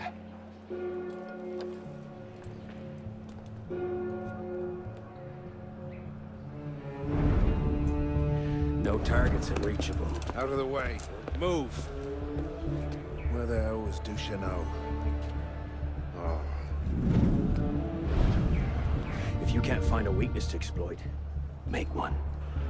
You've secured the cathedral? Oui, monsieur. Good. Tell Siver I'll meet him inside. Opportunities everywhere. It's on you to take it. You! Get back here with my keys! Thieves! And if all other plans fail, why not sacrifice yourself for the cause, your life for his? Before Altair, that was the Levantine approach. You mean a dagger in broad daylight as I'm cut down where I stand? Sends a powerful message. I'll do it my way. Whatever you think best, assassin.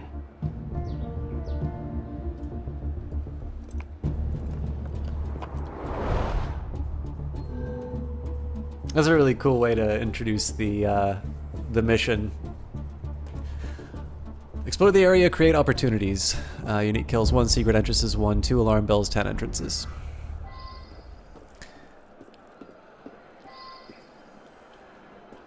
Alright, so let's take the infiltration opportunities.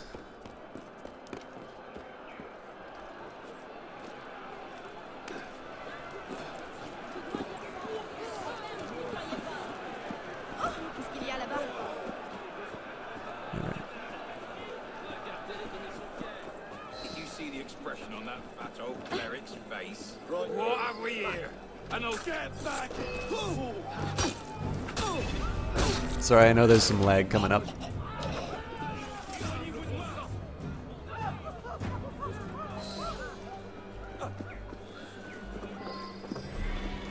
Be a raving loony, that one.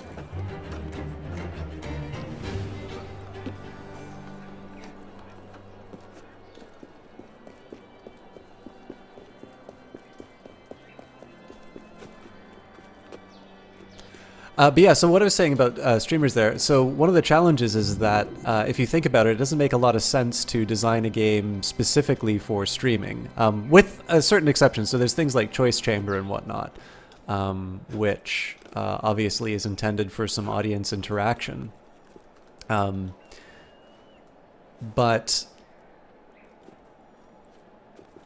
I think beyond the idea of sort of making a game exclusively for streamers, it's a little bit. I think it's kind of doing it the wrong way around to say, okay, you know, we'll tell you how to.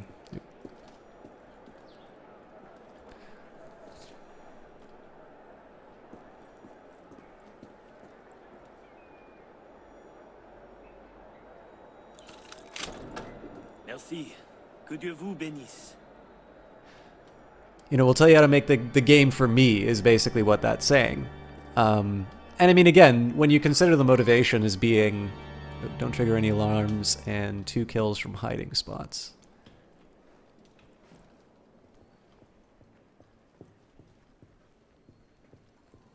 I always find the hiding spots a tricky one to accomplish. We'll see if we can pull them off. But yeah, when you consider that motivation as, you know, I'm doing this so that I can raise my profile, I don't know, I don't like the motivation behind it, and I definitely don't like the advice that's given in a talk like that. Because again, like my personal feeling is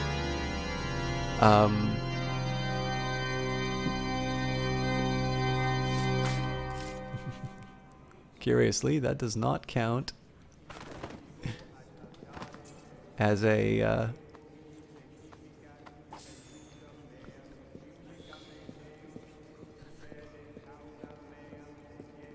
hiding spot kill.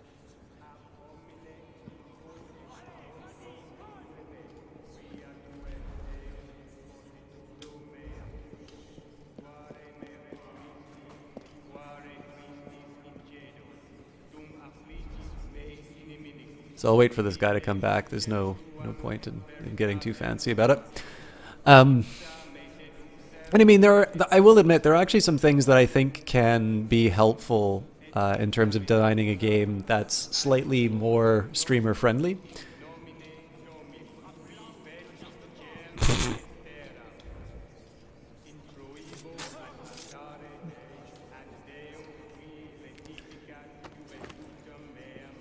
I'll admit, not quite the way I was planning for it to go, but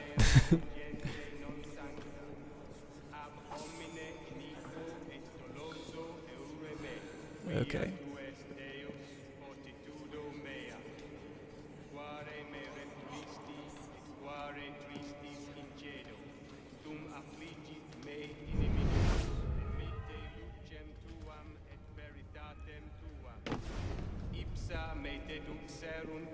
Aduxerunt in montem sanctum tuum, et in tabernacula tua, adiutorium nostrum in nomine Domini, qui fecit caelum et terram.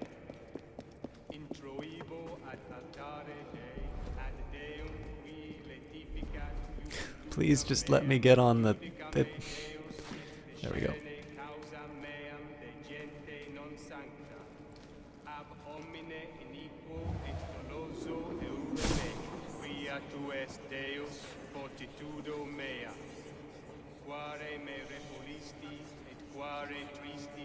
I don't think there's any patrols that come by here though, so that's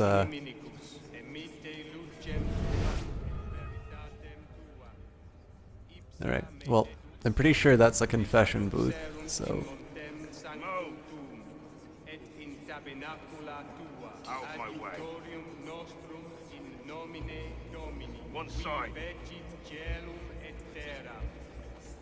Introibo ad altare Dei, ad Deum qui letificat juventutem meam, judicam me Deus et descene causa meam de gente non As much as I would love to leap out and kill this guy. iniquo et doloso eure me, quia tu es Deus fortitudo mea, quare me repulisti, et quare tristis ingenuo, dum affligit me inimicus, emite lucem tuam et veritatem tuam, ipsa me deduxerunt et adduxerunt in montem sanctum tuum, et in tabernacula. Sorry, I'm babbling on. Hey, Johnny Big Time, good to see you again. I'm playing Assassin's Creed in possibly the most boring way possible. But it's great to see you. I wasn't sure if I wasn't sure what time you'd sort of be done everything, because I know you have got what sounds like an absolutely punishing work week coming up, which I am very sorry to hear about. By the way, for those of you who don't know him, I know I am not exactly burning up the viewing numbers, but that I'm also not talking a whole lot, so I think this is more my own damn fault more than anything. But Johnny is an absolutely wonderful broadcaster. He's somebody who he's somebody who I always make the time to see, which, I mean, that doesn't sound, that doesn't really sound like a huge recommendation on its own.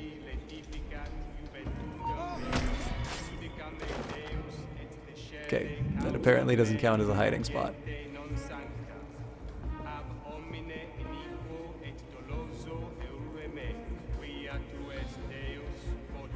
Screw it.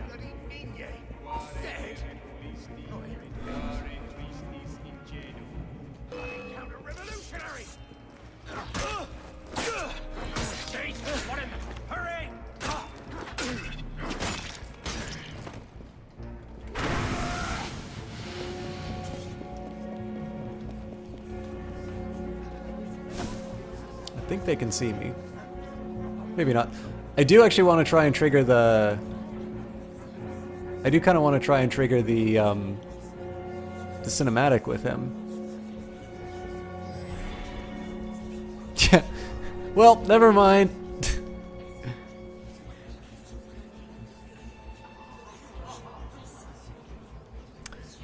It's going to be a rough one. Tomorrow's your double shift. Right now you're getting to some Battlefield 1. Ah, that's very good to hear. If you enjoy it, Johnny, let me know, because I would love to do some... some multiplayer with you on that. So I always thought there was like a scene in a confessional with Sivert.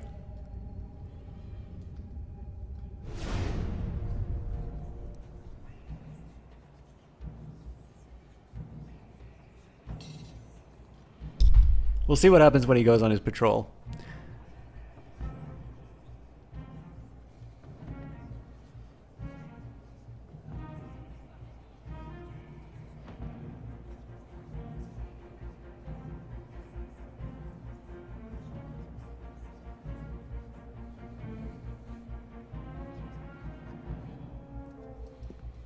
Oh, come on.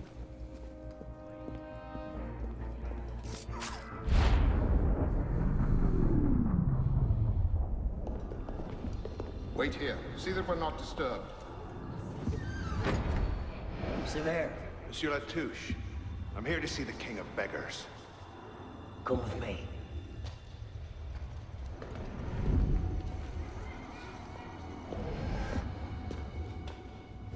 intrigues of rats. Pompous fool, if I could lay my hands on him.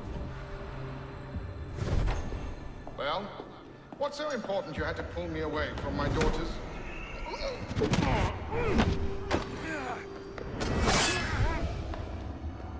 You all right, monsieur? Too much of the king's champagne? Sivert, come away!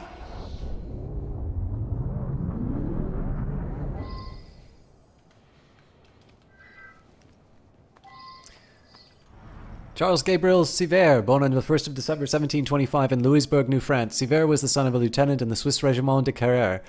Like his father, Sivert chose to make his career in the army, serving in New France in the West Indies before returning to Europe in 1785, where he opened a shipping business. Right, a shipping business. Very diplomatic way of saying Templar artifact smuggling. We've got data linking Sivert to everything from funding Haytham Kenway's operations in the American colonies to the disastrous attempt to recover... Well, never mind. You're not cleared for that. Just keep an eye on this one, yeah? He died in Notre Dame de Paris on January 5th, 1791. Assassins 1, Templars 0. Anyway, sorry, I didn't finish the shout-out for Johnny Big Time. He's somebody I always make the time to watch. I used to have a couple of people who I sort of... I could sort of say that about for my own cast. But I think one of the things that's really great about Johnny, I can definitely remember some times that I've either been late casting... for like watching his stuff, or I've had other plans, and as soon as I see him online I'm like, okay, just a couple of minutes, and inevitably it winds up being just watching it forever. He's again got a great attitude, he's got a great charisma, he's definitely able to keep the action going. He usually plays stuff that's a little bit more fast-paced as well, so he's somebody who I can always give a very high recommendation for. And on top of that, he's somebody who's got a great diversity in terms of games. And I think this really serves him well, because even when he... So first of all, he's one of the people who... Like, I'm not crazy about Fortnite and Battle Royale in general, but he's definitely somebody who I think can deliver on streams like that. And... But on top of that, he is very willing to try new things. And so in one case, it's easy for people to say they're variety casters, but I think Johnny actually has a talent in terms of being able to find the fun whatever game he's playing. And it's something I kind of wish that I could do myself. But anyways, he's also somebody, incidentally, who's a lot of fun to play individual games with. I remember I've bought specific things knowing that Johnny owned it and it had a multiplayer option. The only problem is I'm really bad at scheduling with him, so as I said in chat, like, it occurred to me the way that I phrased it. This gives me a chance to correct something I said to Johnny as well. The way I phrased it made it sound like I was saying, another game that we can play once and then forever talk about how we're going to play it again but never do. That can sound very catty and be like, oh, you don't play games with me. And that's not true in Johnny's case, but we find games that we have an absolute blast playing together. And because I'm really bad at like scheduling another time, and we both have sort of conflicting schedules sometimes, inevitably we wind up like playing really good games once and then never play them again. But again, just somebody who he's fun to play games with. He is very good at games, and somebody I have a lot of respect for, both as a broadcaster and as a gamer. And for some reason, the processing issues have returned. I think it's going to be a bit challenging to do. See you guys.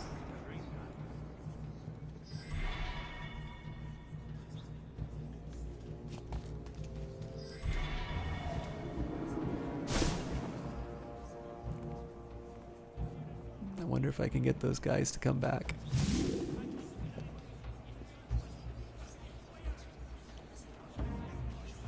Tee tee.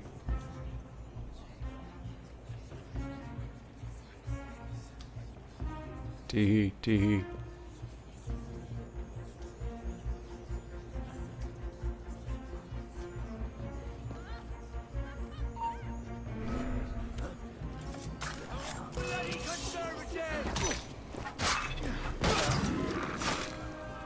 That was mostly just so I could get the chest.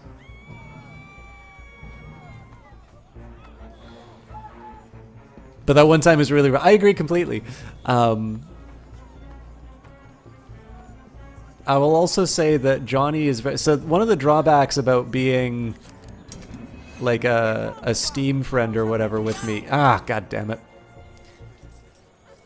I might need to look at the main screen for this, not the OBS.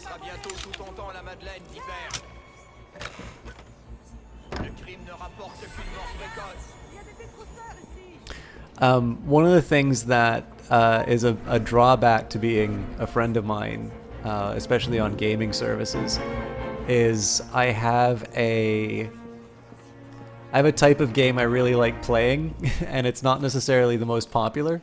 Wait a minute, I can't get back up here? Later, nerds. Come get me.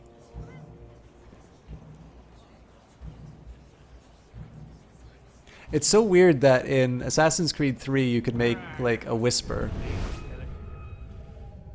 Or like just generally draw these guys' attention. No, no, no, no, no, no, no. Come here, come here, come here. Go on your patrol. Hey, dumbass. Oh, never mind.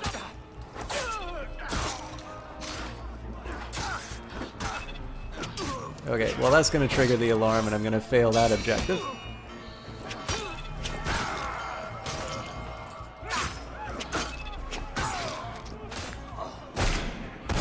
You know what? Just gonna get out of here. I did want to jump up though. Holy crap!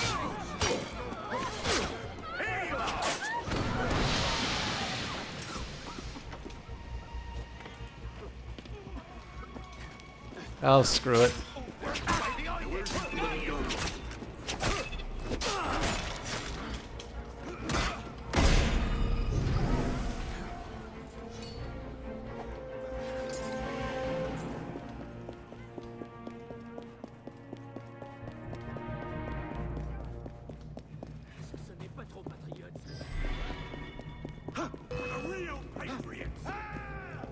You won't shake me, you bastard!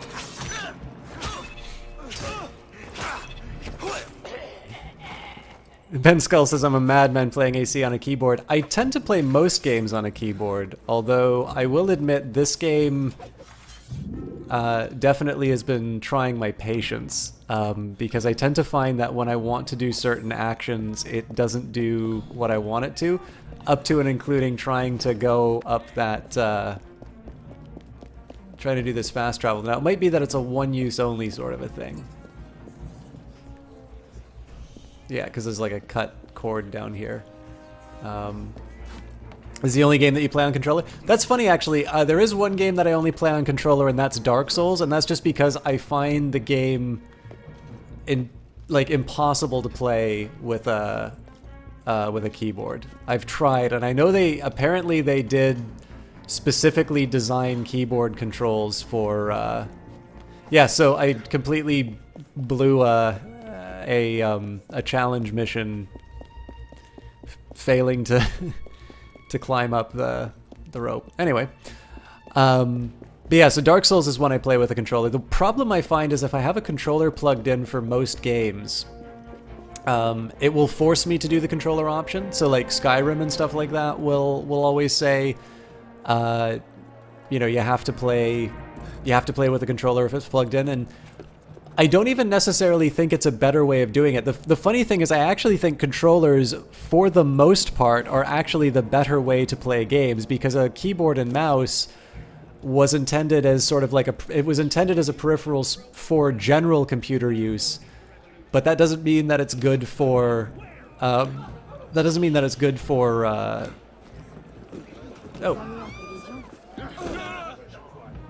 Oh, I'm supposed to kill you. Alright, well I could do that too. But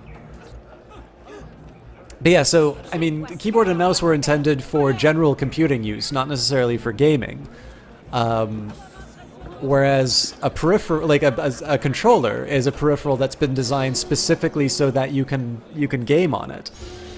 And especially now that, you know, consoles make so much money for for game developers. I wouldn't be surprised to find out that consoles are the majority of revenues for most games. Obviously, they're going to be designed with those in mind. Jesus, Deacon, do you read? What the hell is that? I'm going to shut up Here, while Bishop, the... That's a server sweep. Abstergo's looking for you, and they're close. Damn it. Can you open a server bridge? Hey, come on, it's me. Already on it. Couple of seconds. Initiate. We're opening a server bridge. Find the portal and pass through before the sweep finds you. Got it. Go. Do you see it? They're hard to miss. Jumping from one Helix server to another should buy you a few more hours. If it doesn't, we're screwed. Well, we're not screwed. It's your initiate that gets the brunt. Deacon, you're not helping.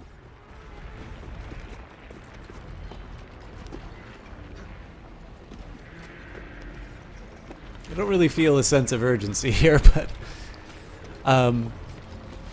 yeah. So as far as gaming is concerned, I actually think there's a better argument to just shift to controls entirely. But the one genre I don't think that applies for is strategy, which is sort of one of my main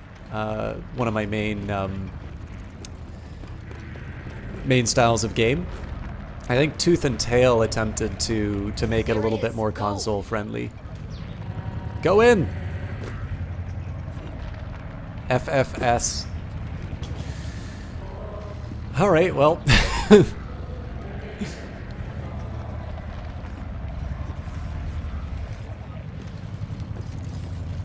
So with that in mind, like the type of game that I spend the most time in,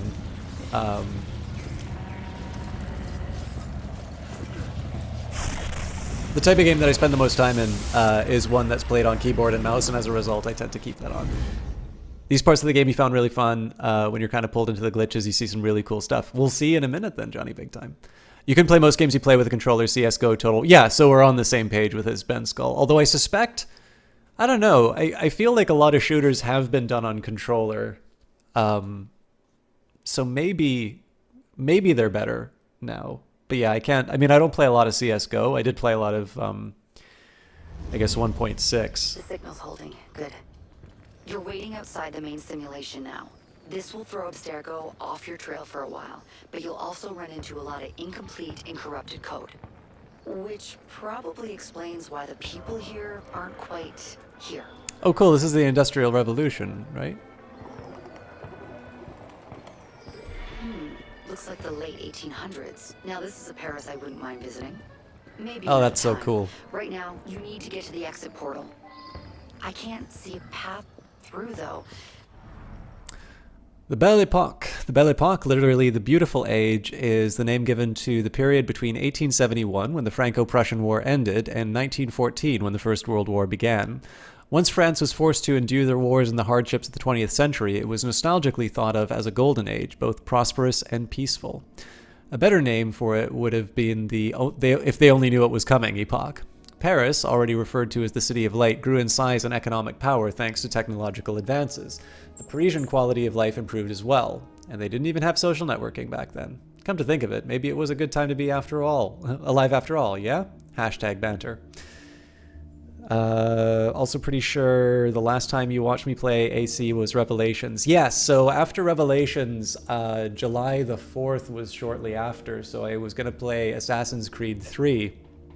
And then the challenge with doing Assassin's Creed 3 on Independence Day is that Bastille Day is 10 days later, July the 14th, and it's probably not very reasonable to skip one revolution if you're going to do the American one. So I burned through Assassin's Creed 3 in 10 days, probably the fastest I've ever played a game, and then started Unity on the 14th. But I've had a lot of technical problems. For instance, what I'm running into right now is I'm actually playing on OBS, because if I don't turn on... Incidentally, if you guys ever want to stream Assassin's Creed, one thing I can tell you is if you turn on vertical sync, that will cap your frame rate, usually at 60, but I think that depends on your monitor's refresh rate. And if you don't turn on VSync, what happens is it will use all resources available to give you the highest frame rate possible.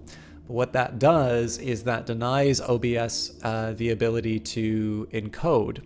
So what happens is the game looks fine to you, but the encoded game winds up having a lot of little breaks and jags, kind of a PowerPoint presentation style, I think somebody said inside of chat.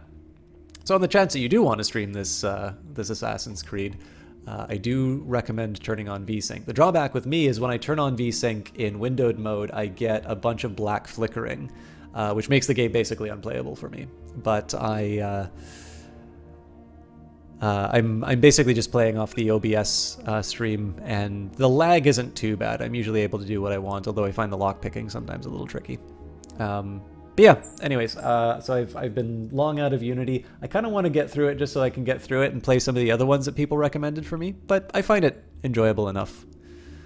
All right, in 1889, the World's Fair exemplified the spirit of the times and marked the construction of the Eiffel Tower, a symbol of France's new engineering prowess and the Belle Époque itself, just as iconic as the Paris Metro, whose construction began in 1898 and which opened to the public 2 years later.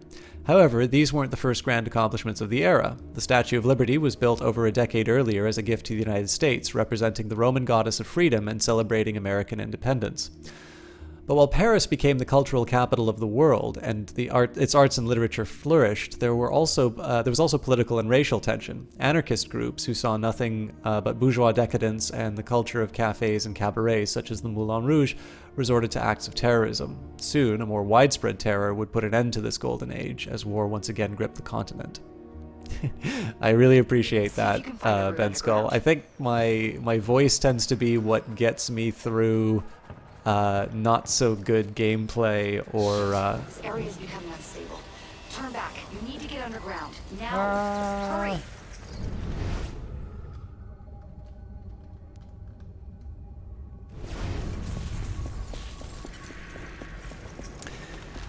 So yeah, even if I just babble, even if I don't have like a lot of great stuff to say, I can sometimes just rely on the fact that it's kind of nice to hear, which is a terrible thing to say, but I could tell you you're dying and you would.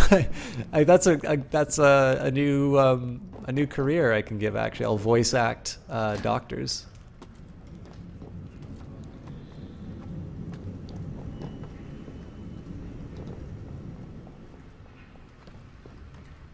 I didn't actually intend to go on that railing, but there you have it.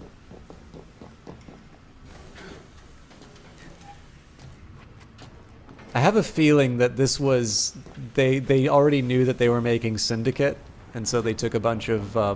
Oops.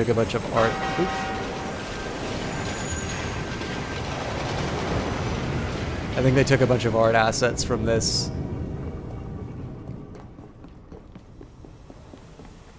That may not be true, but I wouldn't be surprised, because I'm pretty sure Syndicate was the next game after this, and you definitely can't make a game like this in a year.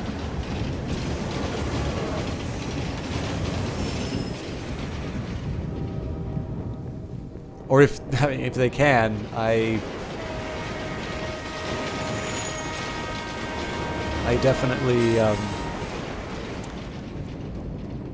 definitely underestimate the teams at Ubisoft. I also so if you guys want some speculation on my part, I think there's going to be at least one Roman Assassin's Creed game.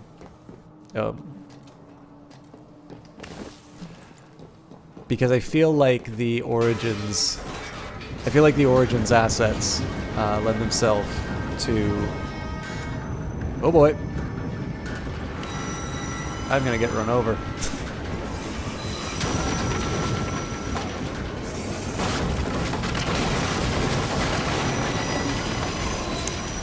You're quite disappointed in Origins, really? You don't really see why everyone says it's so good? Oh, that's a shame, Ben Skull. I thought visually it looked really nice, but I didn't really see a lot of the gameplay. I think Johnny Big Time played that, didn't you?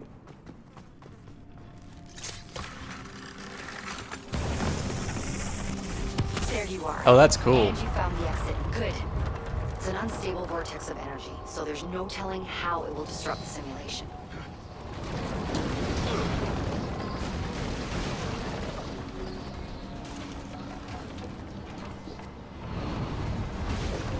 Alright, I think I need to find some cover. Oh, damn it. You thought it was a nice fresh restart to Assassin's Creed. I think they even, like, when the film came out, they basically said that they were getting past their annual sort of like their annual release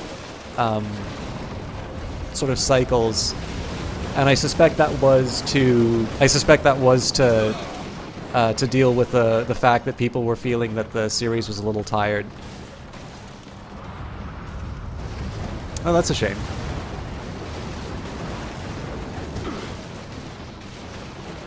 And again, I mean, You'll have to climb Lady Liberty. She must have bled through from another time period. The French should have shipped her off to the States by now.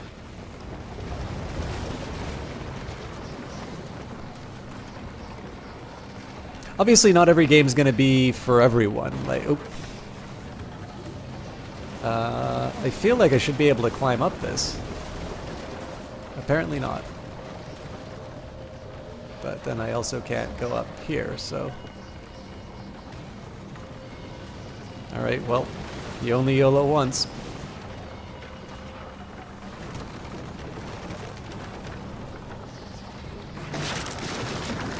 Just get to the portal. I'll do what I can to stop it from closing.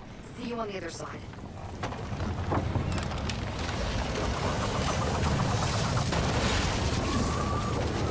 Alright, that was really fun.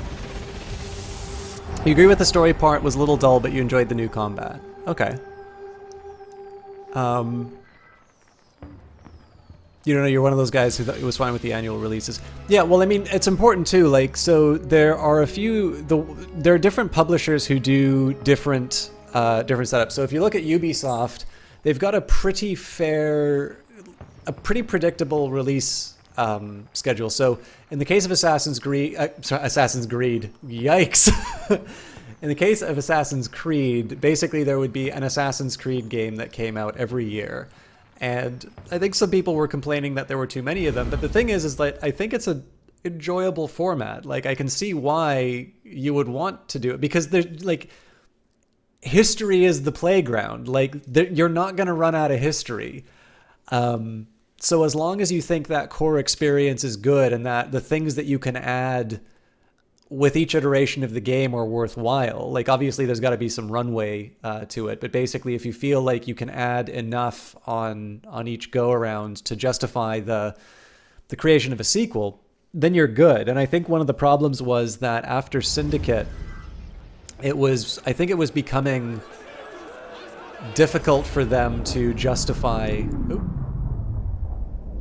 I think they're going to start talking. Back. Not everyone is so fortunate their first time through a bridge.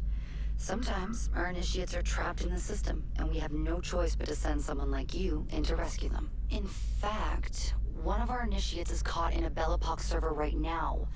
If you're not too exhausted, you can re-enter the bridge and rescue him. Alright, back to work, initiate. Explore Paris stories, heists, and rifts to earn money. Better weapons and equipment will cost more money. Map and display features. Press tab to bring up the map. To reduce the amount of icons displayed on the map, press the right key or right mouse button or F to select a display filter. All right. But then you have 2K, and 2K has said in their press releases or in their shareholder releases that they don't really like doing annual releases. That's not true, by the way. Like, I think the WWE and the NBA games, I believe those do get annual releases, but like the main brands like Grand Theft Auto or Red Dead Redemption. Okay, so I'm basically talking about Rockstar. But even like Civilization or something like that. Like, there's a number of 2K series, and they definitely feel that those kinds of games require a little bit of time to breathe. Like, basically they don't want to create fatigue with the releases, and so there's a pretty conscious decision not to flog them. In fact, I think for a very long time Grand Theft Auto Online was intended to be a temporary implementation, but it's just bringing in so much money. I think that they just continue to... I think they've stopped making... I think they've basically abandoned single-player content because the original the original plans seemed to be that they would do some like DLC, and what they did instead was they just started adding more. They just started adding some more multiplayer missions. Oh wait, this is the level 3 one, isn't it?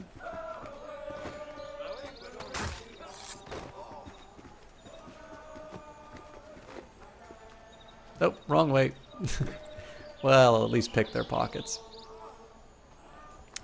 But yeah, so there are two different styles. One thing I will say about Assassin's Creed Origins is that you'll notice there were a number of Ubisoft titles that got delayed release dates, and I think it was the success of Assassin's Creed Origins, whatever whatever one's individual feelings about the game are.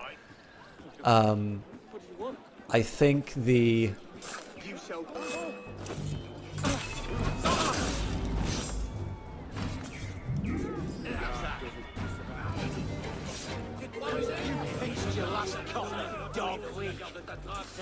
haha, I was only kidding.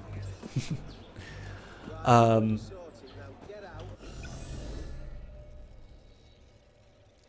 can't remember what this is. Oh, Belle Epoque training. I mean, it's tempting. Where's my next story mission? Across here. What time are we? I've got like 40 minutes left. Let's do... oh, it's sequence 4. Okay. Well, tell you what. Let's do some side missions then before moving into the next sequence.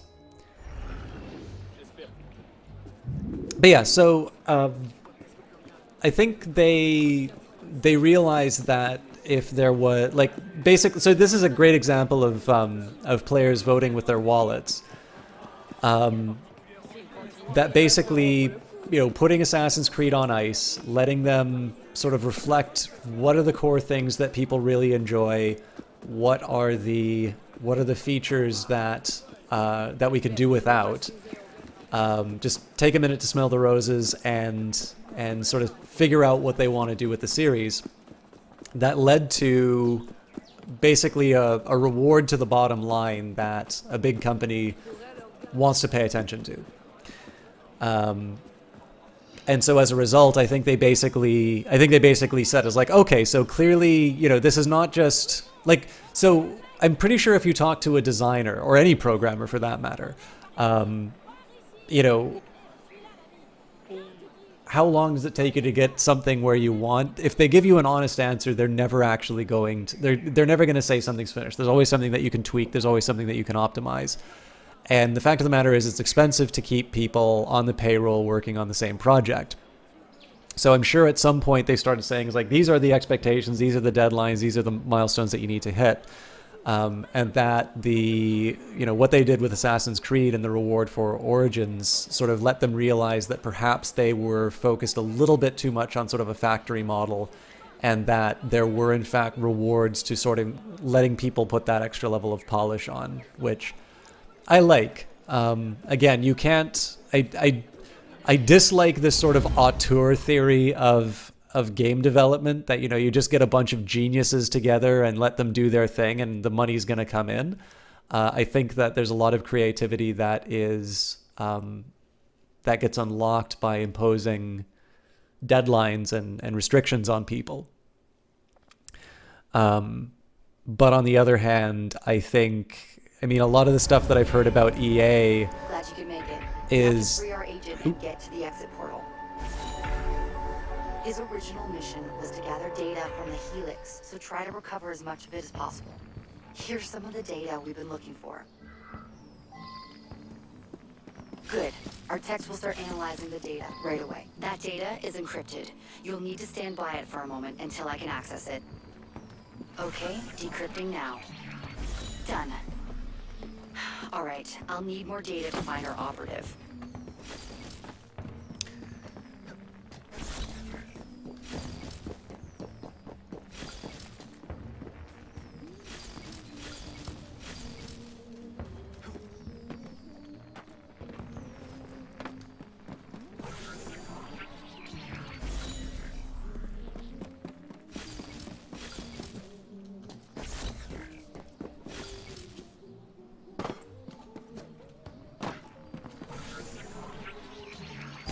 There he Yay! is. You have to get him out of there.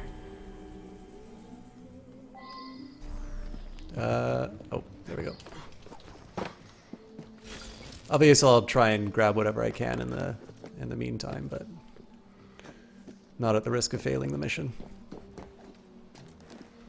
Get down, please. Oh, for Christ's sake.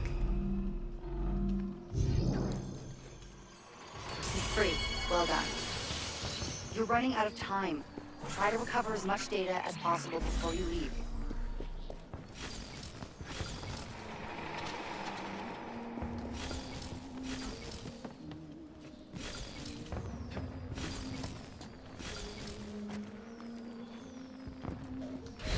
Hooray!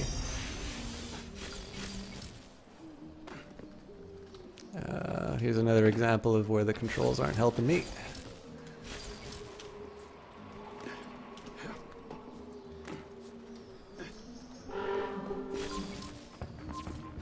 I'm assuming there isn't like an exit I need to get to. If there is, I'm screwed.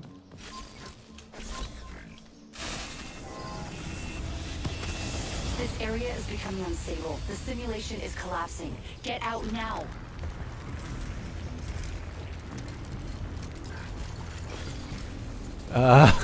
Let me out!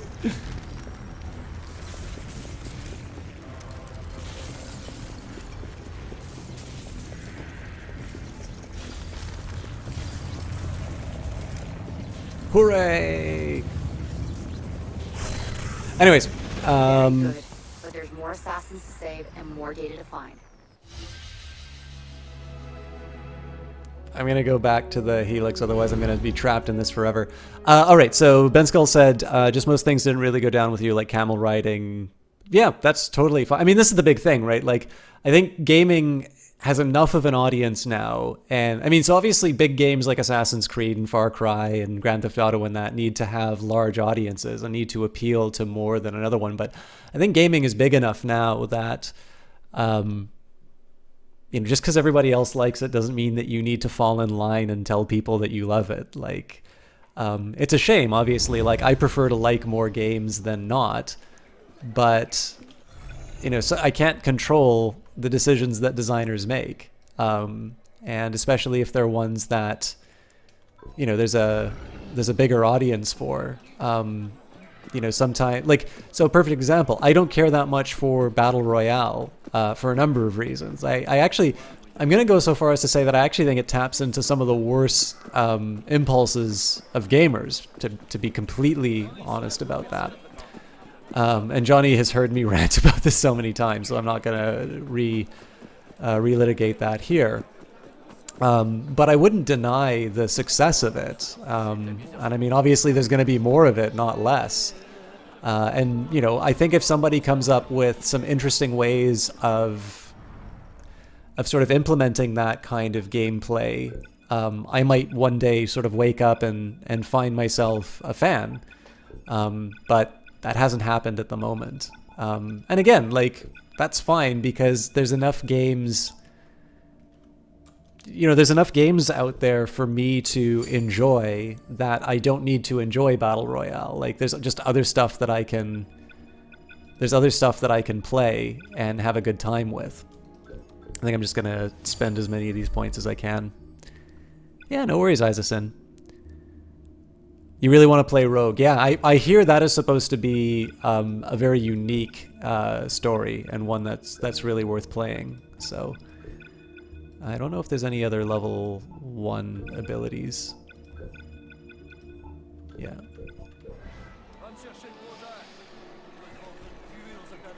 Why don't you like things like that? How dare you? Exactly.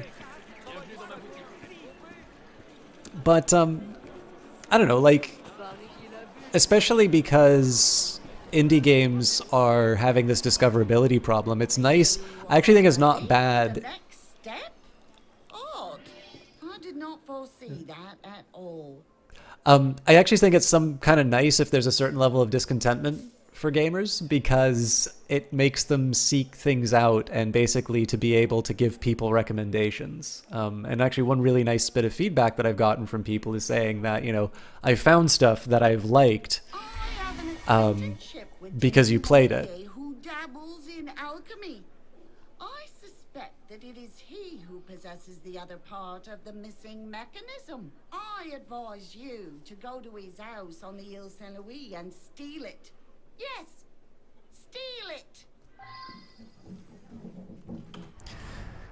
Denis Molinier, an alchemist from Montauban, Molinier was deeply interested in Flamel and produced the famous Flamel images, consisting of obscure figures that combine symbolic and chemical formulations. It also looks like there's a few people who I haven't read yet. So Eugène Francois Vidocq, born 1775, Vidocq was but a lad during the French Revolution. He spent his youth as a petty thief and was frequently in jail. However, his association with thieves was to prove beneficial. By the Napoleonic era, he was working as an informant for the police and eventually became a policeman himself. They usually say crime doesn't pay. For this fellow, it not only paid, but it came with a pension and medical. In fact, he was one of the forefathers of the deductive method of crime solving, and founded a unit that grew to become the Sûreté, France's premier crime-fighting organization. He always worked both sides of the law, but his criminal friends proved invaluable to him as a detective. You think there's a huge Assassin's Creed sale going on Steam right now? I think the games are all like 60% off. I noticed Uplay said that as well, so that's a great point. That's a great point, Johnny Big Time. Either whether you buy it through Uplay or whether you buy it through Steam, there's probably some good deals to be had. Oh, and if you own Battlefield 1, In the Name of the Tsar is free, and if you own Battlefield 4, I think Last Stand is free. Marie-Anne Adelaide Lenormand, born May 27th, 1772, in Alençon, received conventional education from that city's Benedictine nuns. It was there that, to her great surprise, she discovered psychic abilities that would allow her to pursue the practice of divination. With the Revolution, she moved to Paris and set up a fortune-telling enterprise. It is said that this is where she met three key figures of the Revolution, namely Marat, Robespierre, and Saint-Just, for all whom she predicted a violent death. To be fair, it was a pretty violent time. Lots of people were meeting violent ends. If this psychic had predicted their deaths would all take place on a little yellow barge called Colin, or by inadvertent... Excuse me. Or by inadvertently impaling themselves on a series of stale baguettes, then I'd be impressed. Her activity made her suspicious in the eyes of the Committee of Public Safety, or cops, whereupon she was sent to prison in 1794, where she met and befriended Josephine de Bournay.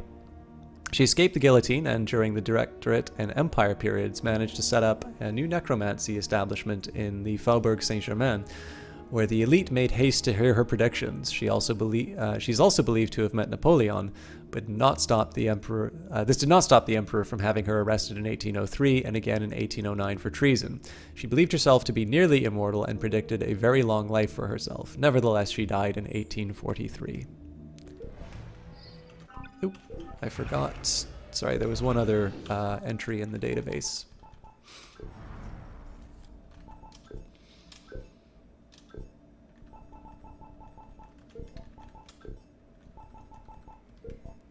Or not.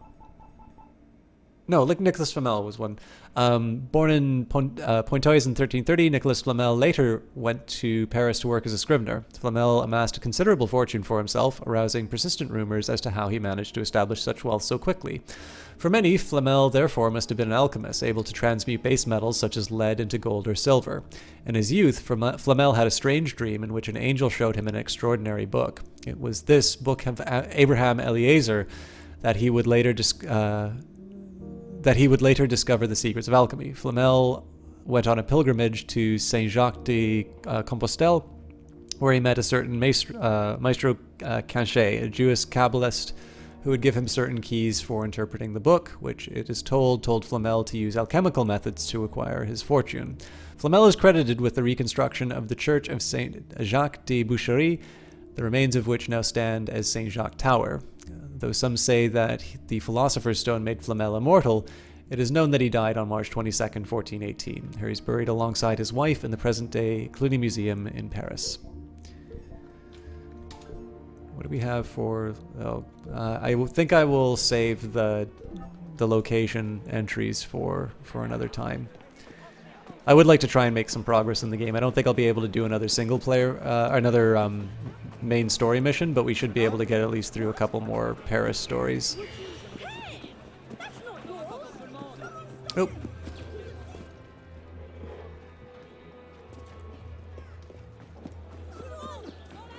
Ah, sacre bleu!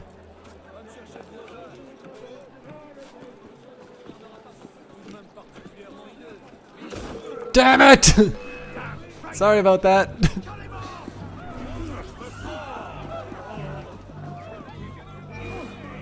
Tackle! Thank you.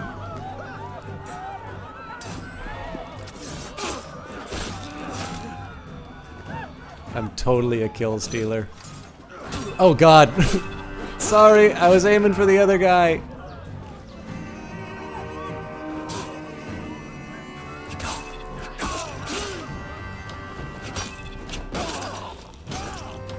Don't ask what happened to your friend. Oh, okay, well, screw you too.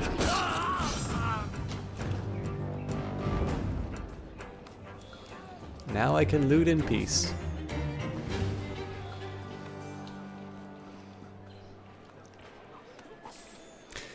I was talking a little bit about publishers and sort of their plans and that. One other thing that I'll say, a developer that I think has got far too bad of a reputation relative to what they actually do. I'm going to go out on a limb and say that I think EA is a much better publisher than people want to admit. So one thing that I've heard somewhat consistently, and I'm not going to say where I've heard this, is that there are too many layers of management that are telling people what to do. And I think that can sometimes explain some of these more high-profile failures, like the Amy Hennig Star Wars game. What was that?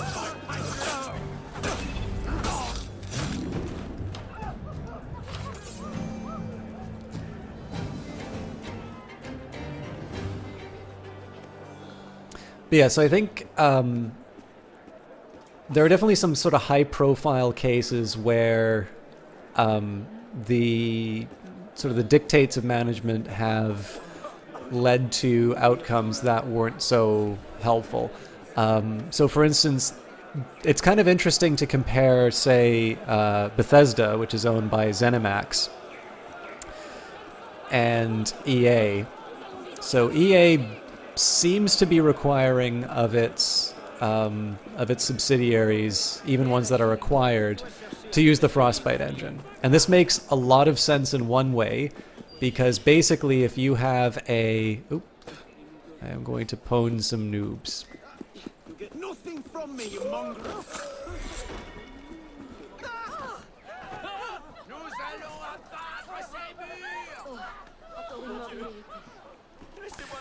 So if you think about it, right, you have a number of developers, and if you can sort of amortize the costs of engine development over X games, like major releases, then it means that you can spend a bit more money making those games, or rather spend more money developing that engine, and it means that the games generally get better. So for instance, Need for Speed at the start needed a lot of effort to make it compatible with the Frostbite engine. But once you have that compatibility, the result is really impressive. It looks really good. Apparently, it was very difficult to get Dragon Age Inquisition to work with the Frostbite engine, but once they did, I mean, I think Inquisition's a great looking game, and by most accounts it seems to be fun to play. So that's an example of BioWare being able to take that engine and make it work. But then of course Mass Effect Andromeda very famously didn't work. They weren't able to sort of realize the vision that they had for that game. And obviously that was the first one that they put over onto Frostbite. So one thing that Bethesda seems to do is a lot of its stuff does use the id Tech engine. So you can think of like Doom and the new Wolfenstein games, things like that. They all use the id Tech engine. They all look great. But when it comes to role-playing games, the sort of things that the id Tech engine hasn't been designed for, they do, they use the other engine. I think it's the Creation engine. But of course, you can sort of say, Fallout 4 doesn't look like Doom. So there are some costs to that. It was great. Combat was fast. Mage was good. Mage had a lot of very pretty particle effects, which I very much enjoyed watching. Although I will admit I didn't get to see a lot of your Inquisition playthrough. So, I mean, even then, like, it does seem in some senses that EA's decision to sort of mandate its subsidiaries to, not quite what I wanted to do there, but cool nonetheless. EA's decision to sort of mandate its subsidiaries using this technology, even then, it's an uneven track record. Like, in some cases, the games have been markedly improved with access to, to a really well-developed, if admittedly hard to use by all accounts, engine. Like, in this case, it's, it has made games seemingly better, in some senses. But then there are also some games which we now don't, there are now some games that we don't get to play because of that decision, or games that might have been better had it not, had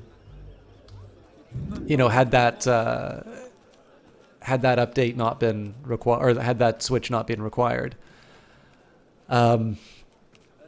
So that's a really long way of me saying that, it's, I can't be, I'm not going to be a cheerleader for EA. There are definitely some things that I talked about with regards to Ubisoft and their willingness to, I wonder if I can, nope, they're going to be mad at me. Whatever. Well, that's rude.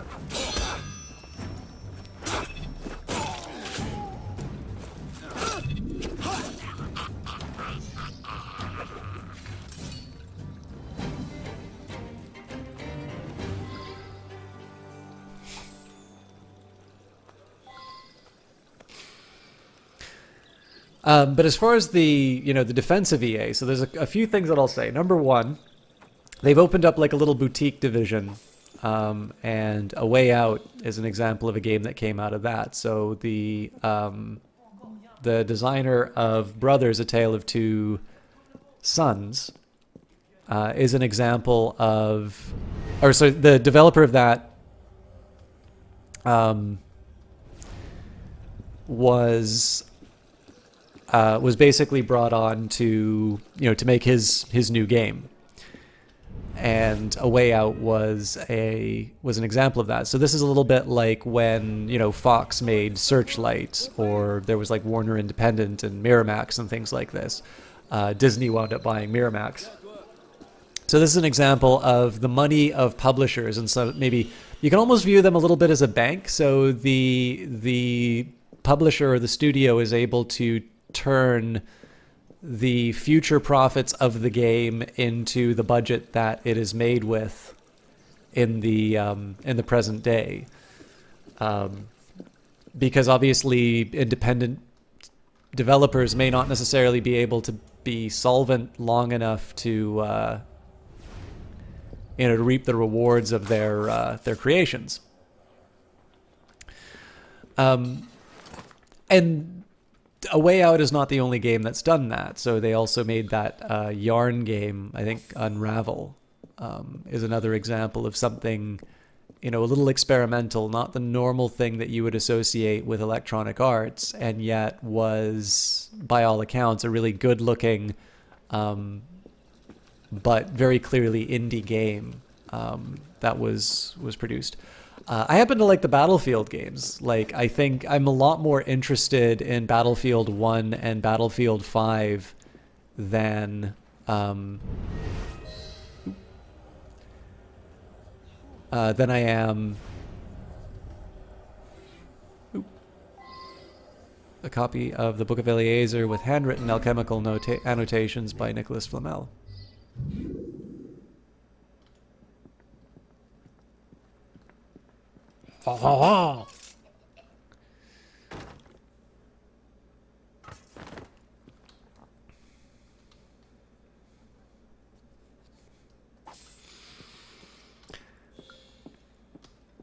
Obviously, that's personal taste on my part.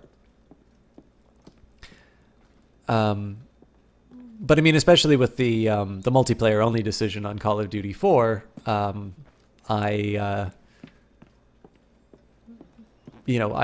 as somebody who primarily likes single player games, Battlefield. By the way, I actually don't think the proper comparison is between Battlefield and Call of Duty. I think they are sufficiently different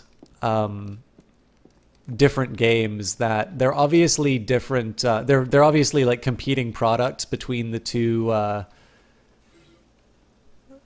old map in the margins are alchemical symbols hand drawn by Denis Molinier.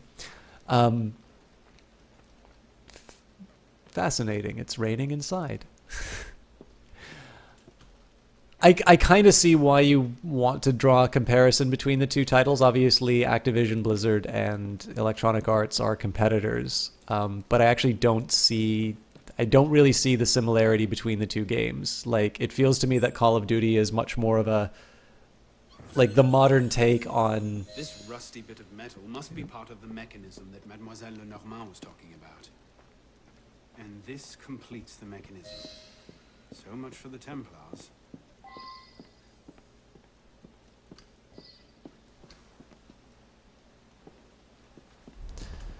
It feels to me... Oh.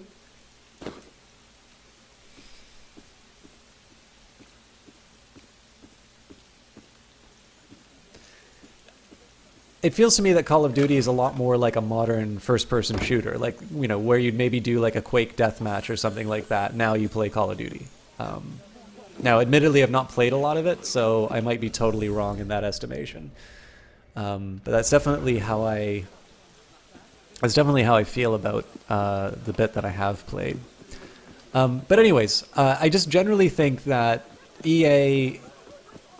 oh yeah, sorry, the one last thing I wanted to talk about is obviously everybody is mad at EA because of loot boxes. And the Battlefield 5 announcement, aside from the fact that everybody lost their mind that there was a girl on the cover, my God. So for Battlefront... I think for Battlefront they are bringing them back, but obviously they removed them in response to the outrage. And it seems that for Battlefield 5 they've said, okay, well, people are very obviously annoyed with with the release of DLC.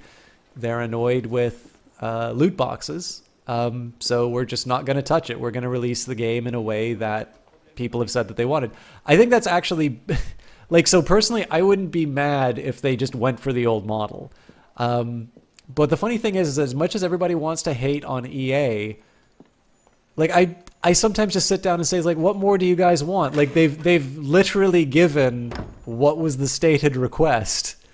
And it just sort of feels like people are complaining, just finding a new thing to complain about. And in this case, it's the SJWW2.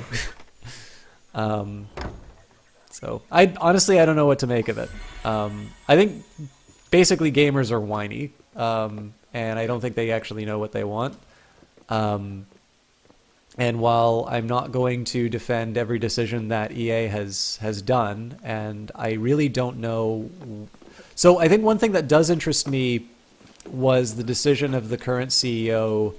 In one sense, it almost feels like a power grab, so I'm kind of curious what's going on with that. But it does seem that he was talking about increasing his responsibilities and taking more of a direct role in creative decisions. So there's a side of me that wonders if that is an effort to get past that complaint that has been made in terms of the levels of sort of bureaucracy that exist in the company. And again, I can't really speak with any authority on that, but I'm curious. Like, the biggest thing that I can say is that looking at the behavior of EA, it seems to me that the company actually bothers to listen to people and follows through on the requests. And I just find it so interesting that it's the company that seems to have the worst reputation. Obviously, too, if you don't like the games, you don't like the games.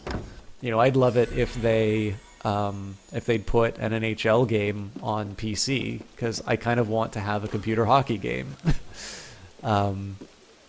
But I know there aren't enough people like me to support it, and I'm pretty sure they're not going to bring NHL to the Switch. So, I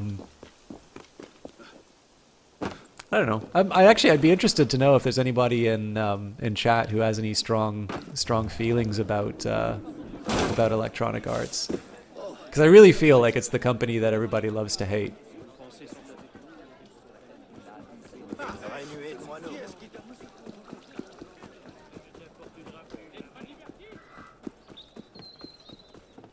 I think I have enough money to upgrade the cafe again. Oh, that's a mission. I'll go back.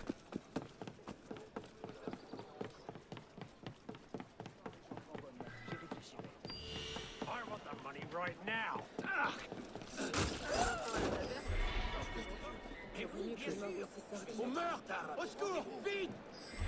No, I can't loot him.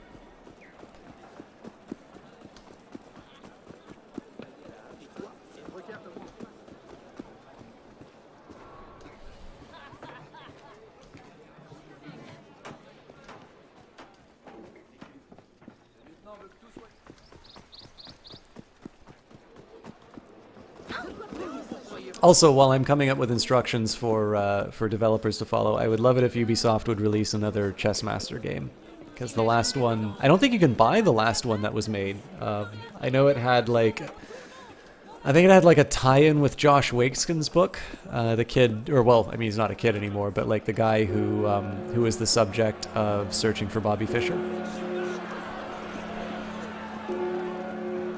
They made some shitty decisions with loot boxes, pay-to-win stuff, generally being really scummy when it comes to what people want from their game, but they do make some fun games, though. I'm hurt, Johnny. No, that's fair. Actually, and this is an important thing, too, because I think I value your opinion on EA because you have generally played more of the game, their high-profile games. So, I haven't played Mass Effect 3 yet. I've never played one of the Battlefront games. So your experience has generally been, of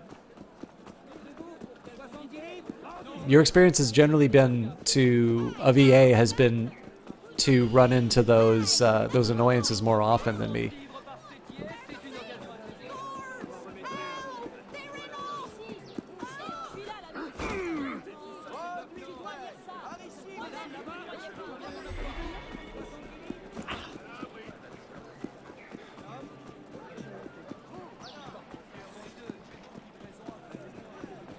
The one thing I'll say about Ubisoft is the tech support could be improved.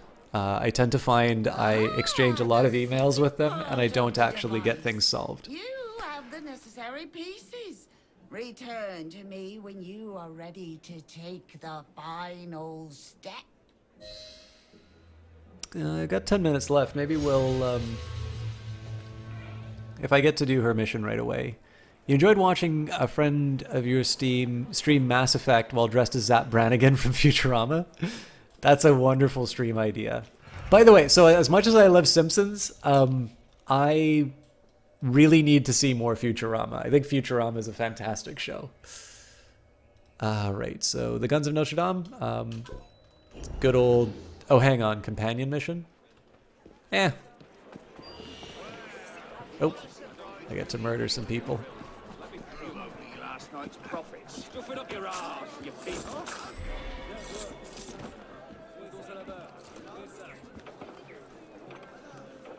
n'est plus le moment de discuter, mais d'agir.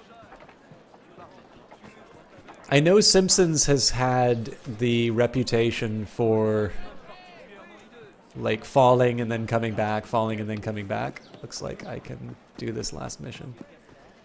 I foresaw your return. Come, I have something to tell you.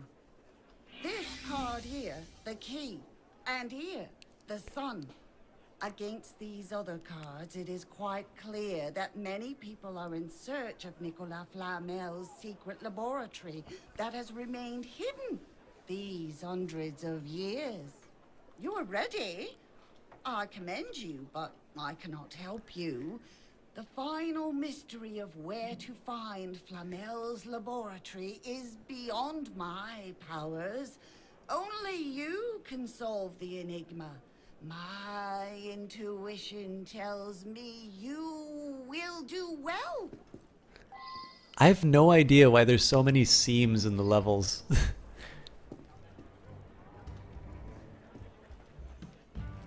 But we haven't dated yet, Eyes of Sin.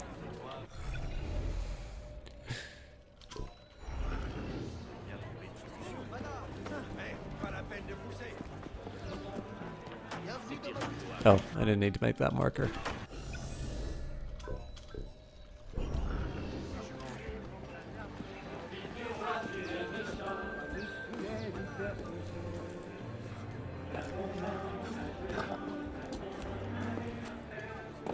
This is a totally normal way of going through the Paris streets. Yeah, so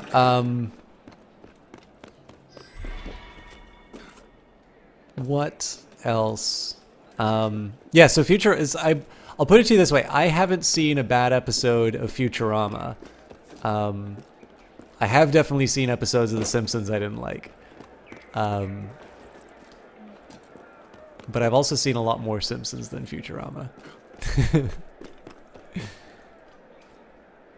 Dress for the job you want, right, Eyes of Sin? Or commentate for the job you want.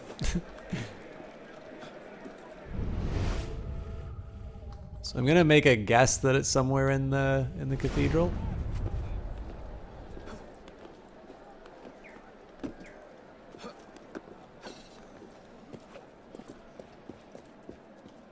Oh. I never saw this window before.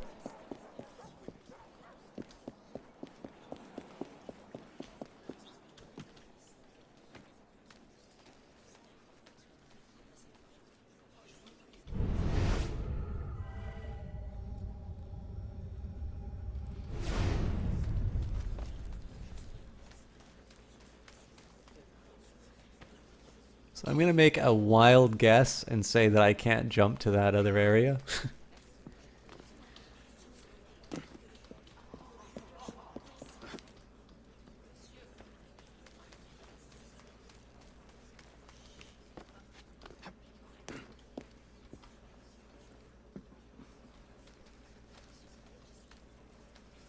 I am genuinely puzzled about this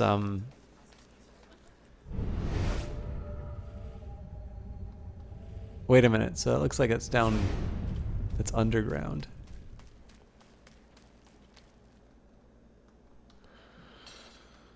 Phew, okay.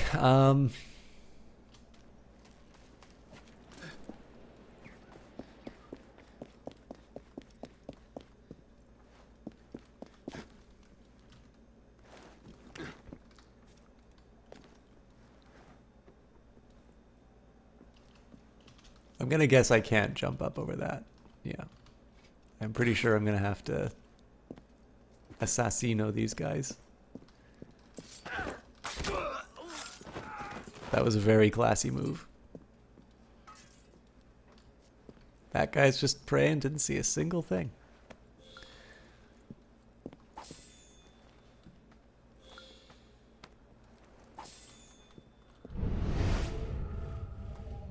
Yeah, so there's something underground apparently. Oh.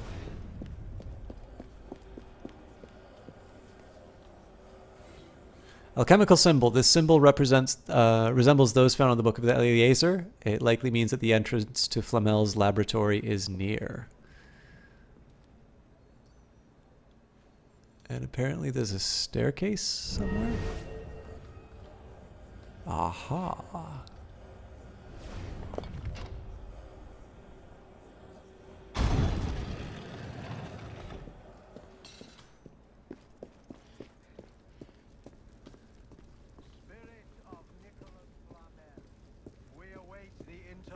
To take vengeance upon him. Nicholas Flamel. Let him come unknowing. Let... Hi. Get the hell up! Insider side!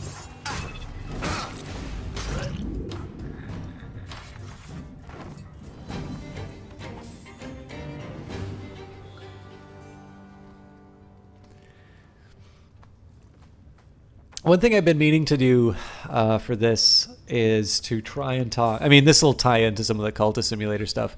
I've been meaning to try and talk a little bit about some of the occult elements that are suggested inside here, particularly alchemy and the cult of Baphomet in this. Just because of its kind of the role that it played in... Actually, I know more of it in an earlier time, and I actually don't know that much about its role in the French Revolution, but I do know a little bit about its, like why people basically were interested in it around the time of Louis XIV. So it's something I've been meaning to talk about because I'd sort of like to read up why people believe these sorts of things, especially when you think about it, right?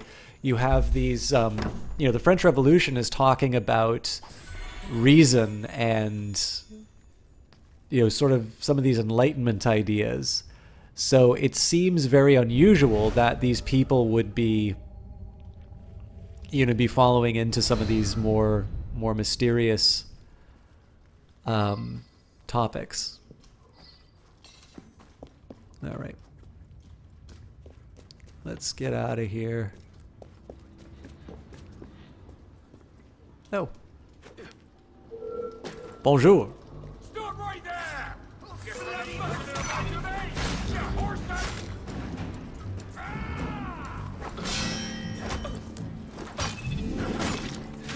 That was amazing. I will admit, when you do the combat right in this game, it's probably the most satisfying, but I do still need to get used to some of the conventions in the game.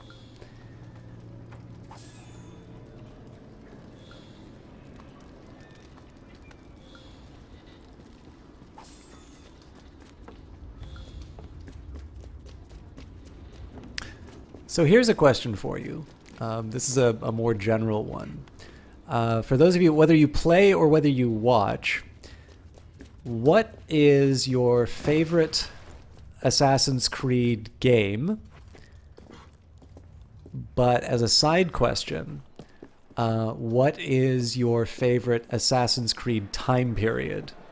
So for instance, if you're fascinated by ancient Egypt, but Assassin's Creed 2 is your favorite game, like I would be interested in both. And part of that's just to find out whether or not this game is good at, or maybe not good, but like whether or not this game has introduced you to history that you enjoy, or whether or not it shows history that you found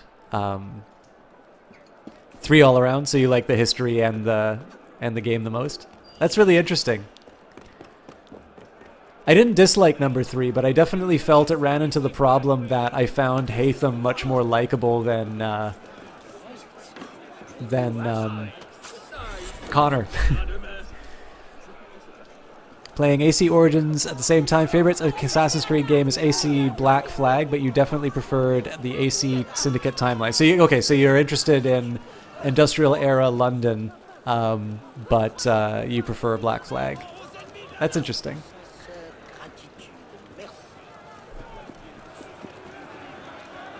I also really like the Renaissance, so it's actually very hard for me. I think, if I'm completely fair, even though I haven't played it, I actually think the time period of Assassin's Creed Rogue is the most interesting to me, because I think the 7 Years' War is highly underappreciated and very important in history. You like the one set in colonial times, as you learned quite a bit of that in school growing up. You like Black Flag as well. You're keen on pirates. Doesn't Black Flag count as colonial, though?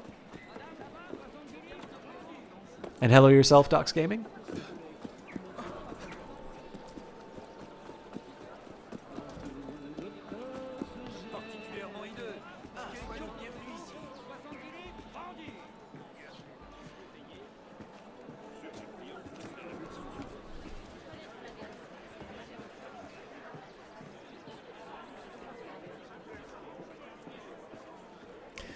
One of the big things for me is that the 7 Years' War is what you could attribute both the events of Assassin's Creed 3 and Assassin's Creed Unity to. 7 Years' War you can sort of see as this big climax to the 100-year, well, more than 100-year. Basically, if you think of like this big movie series or TV series of the struggle between France and England, and particularly the French and British empires, sort of the colonial holdings and such. Well, it's not to say I dislike Connor. I just think that Haytham steals the show from him.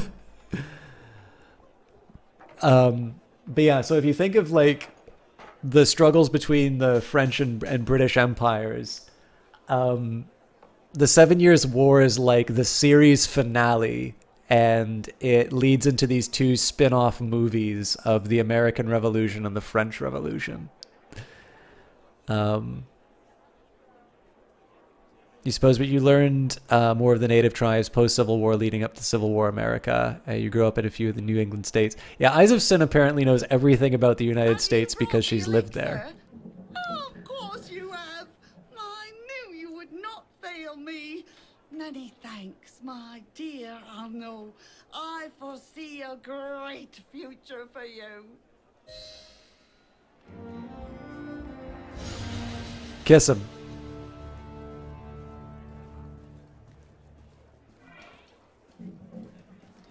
You live there, you know nothing about this. You live here and you know nothing about this place.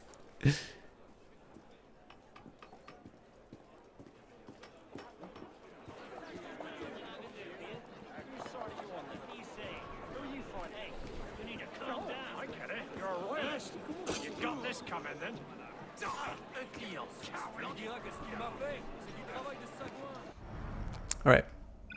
Let's look at some skill. No, I only have one skill point. Sacre bleu! Criminals! Stab him on the way up.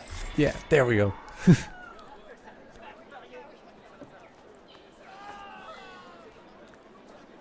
Wait a minute, you've got all of that?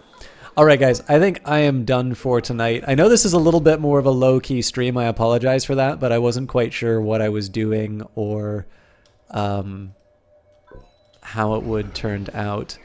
You dated a historical reenactor in high school, you went on class trips to Civil War battlefields and museums. Was he fighting for the Confederates? Is he a racist, Sin? You can tell us. But yeah, I'll admit, I wanted to do a stream for sure, but I wasn't 100% sure what I was going to play, and I got a little bit of feedback from some people that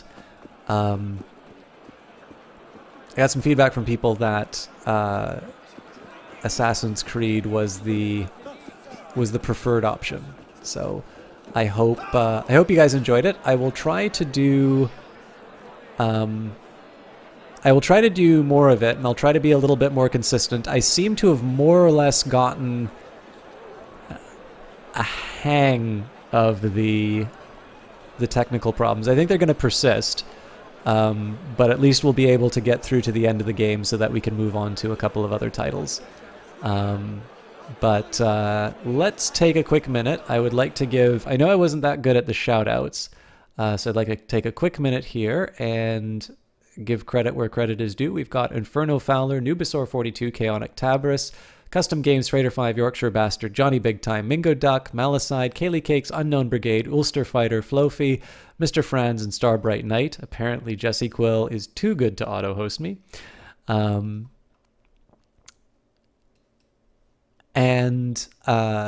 very special thanks to all of them for... hang on, there's apparently a blank person who's auto-hosting me. Synthetic Sneak. Or Sneck. Welcome. Thank you. Anyways, guys, thank you very much for hanging out. I am definitely going to go through more of this, and it won't be perfect in terms of, like I said, it won't be perfect in terms of the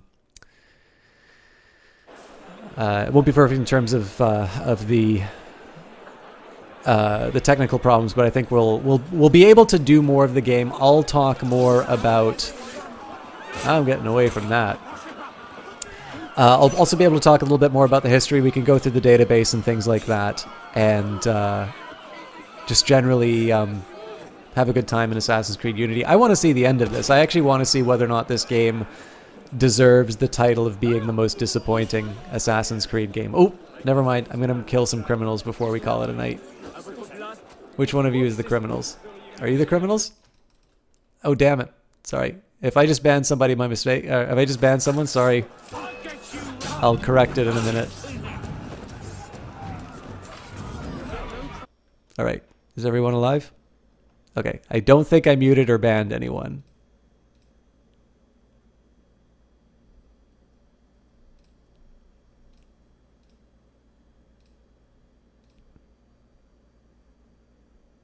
You dated 2 reenactors. Were they on opposite sides?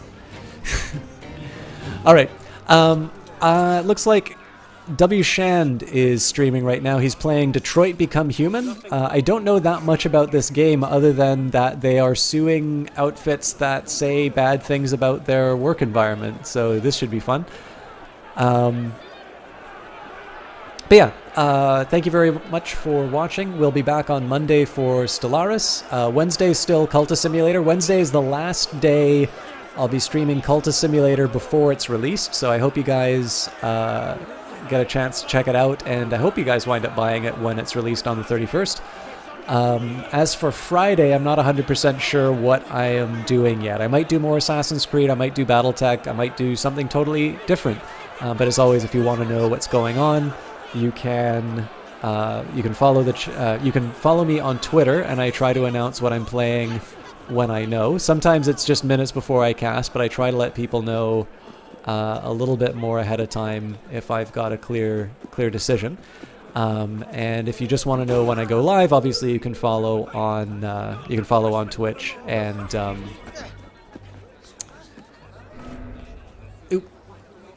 tell it to let you know when I go live. But like I said, we'll host W. Shand if you guys would like to come along with a raid. It does help me out, get a little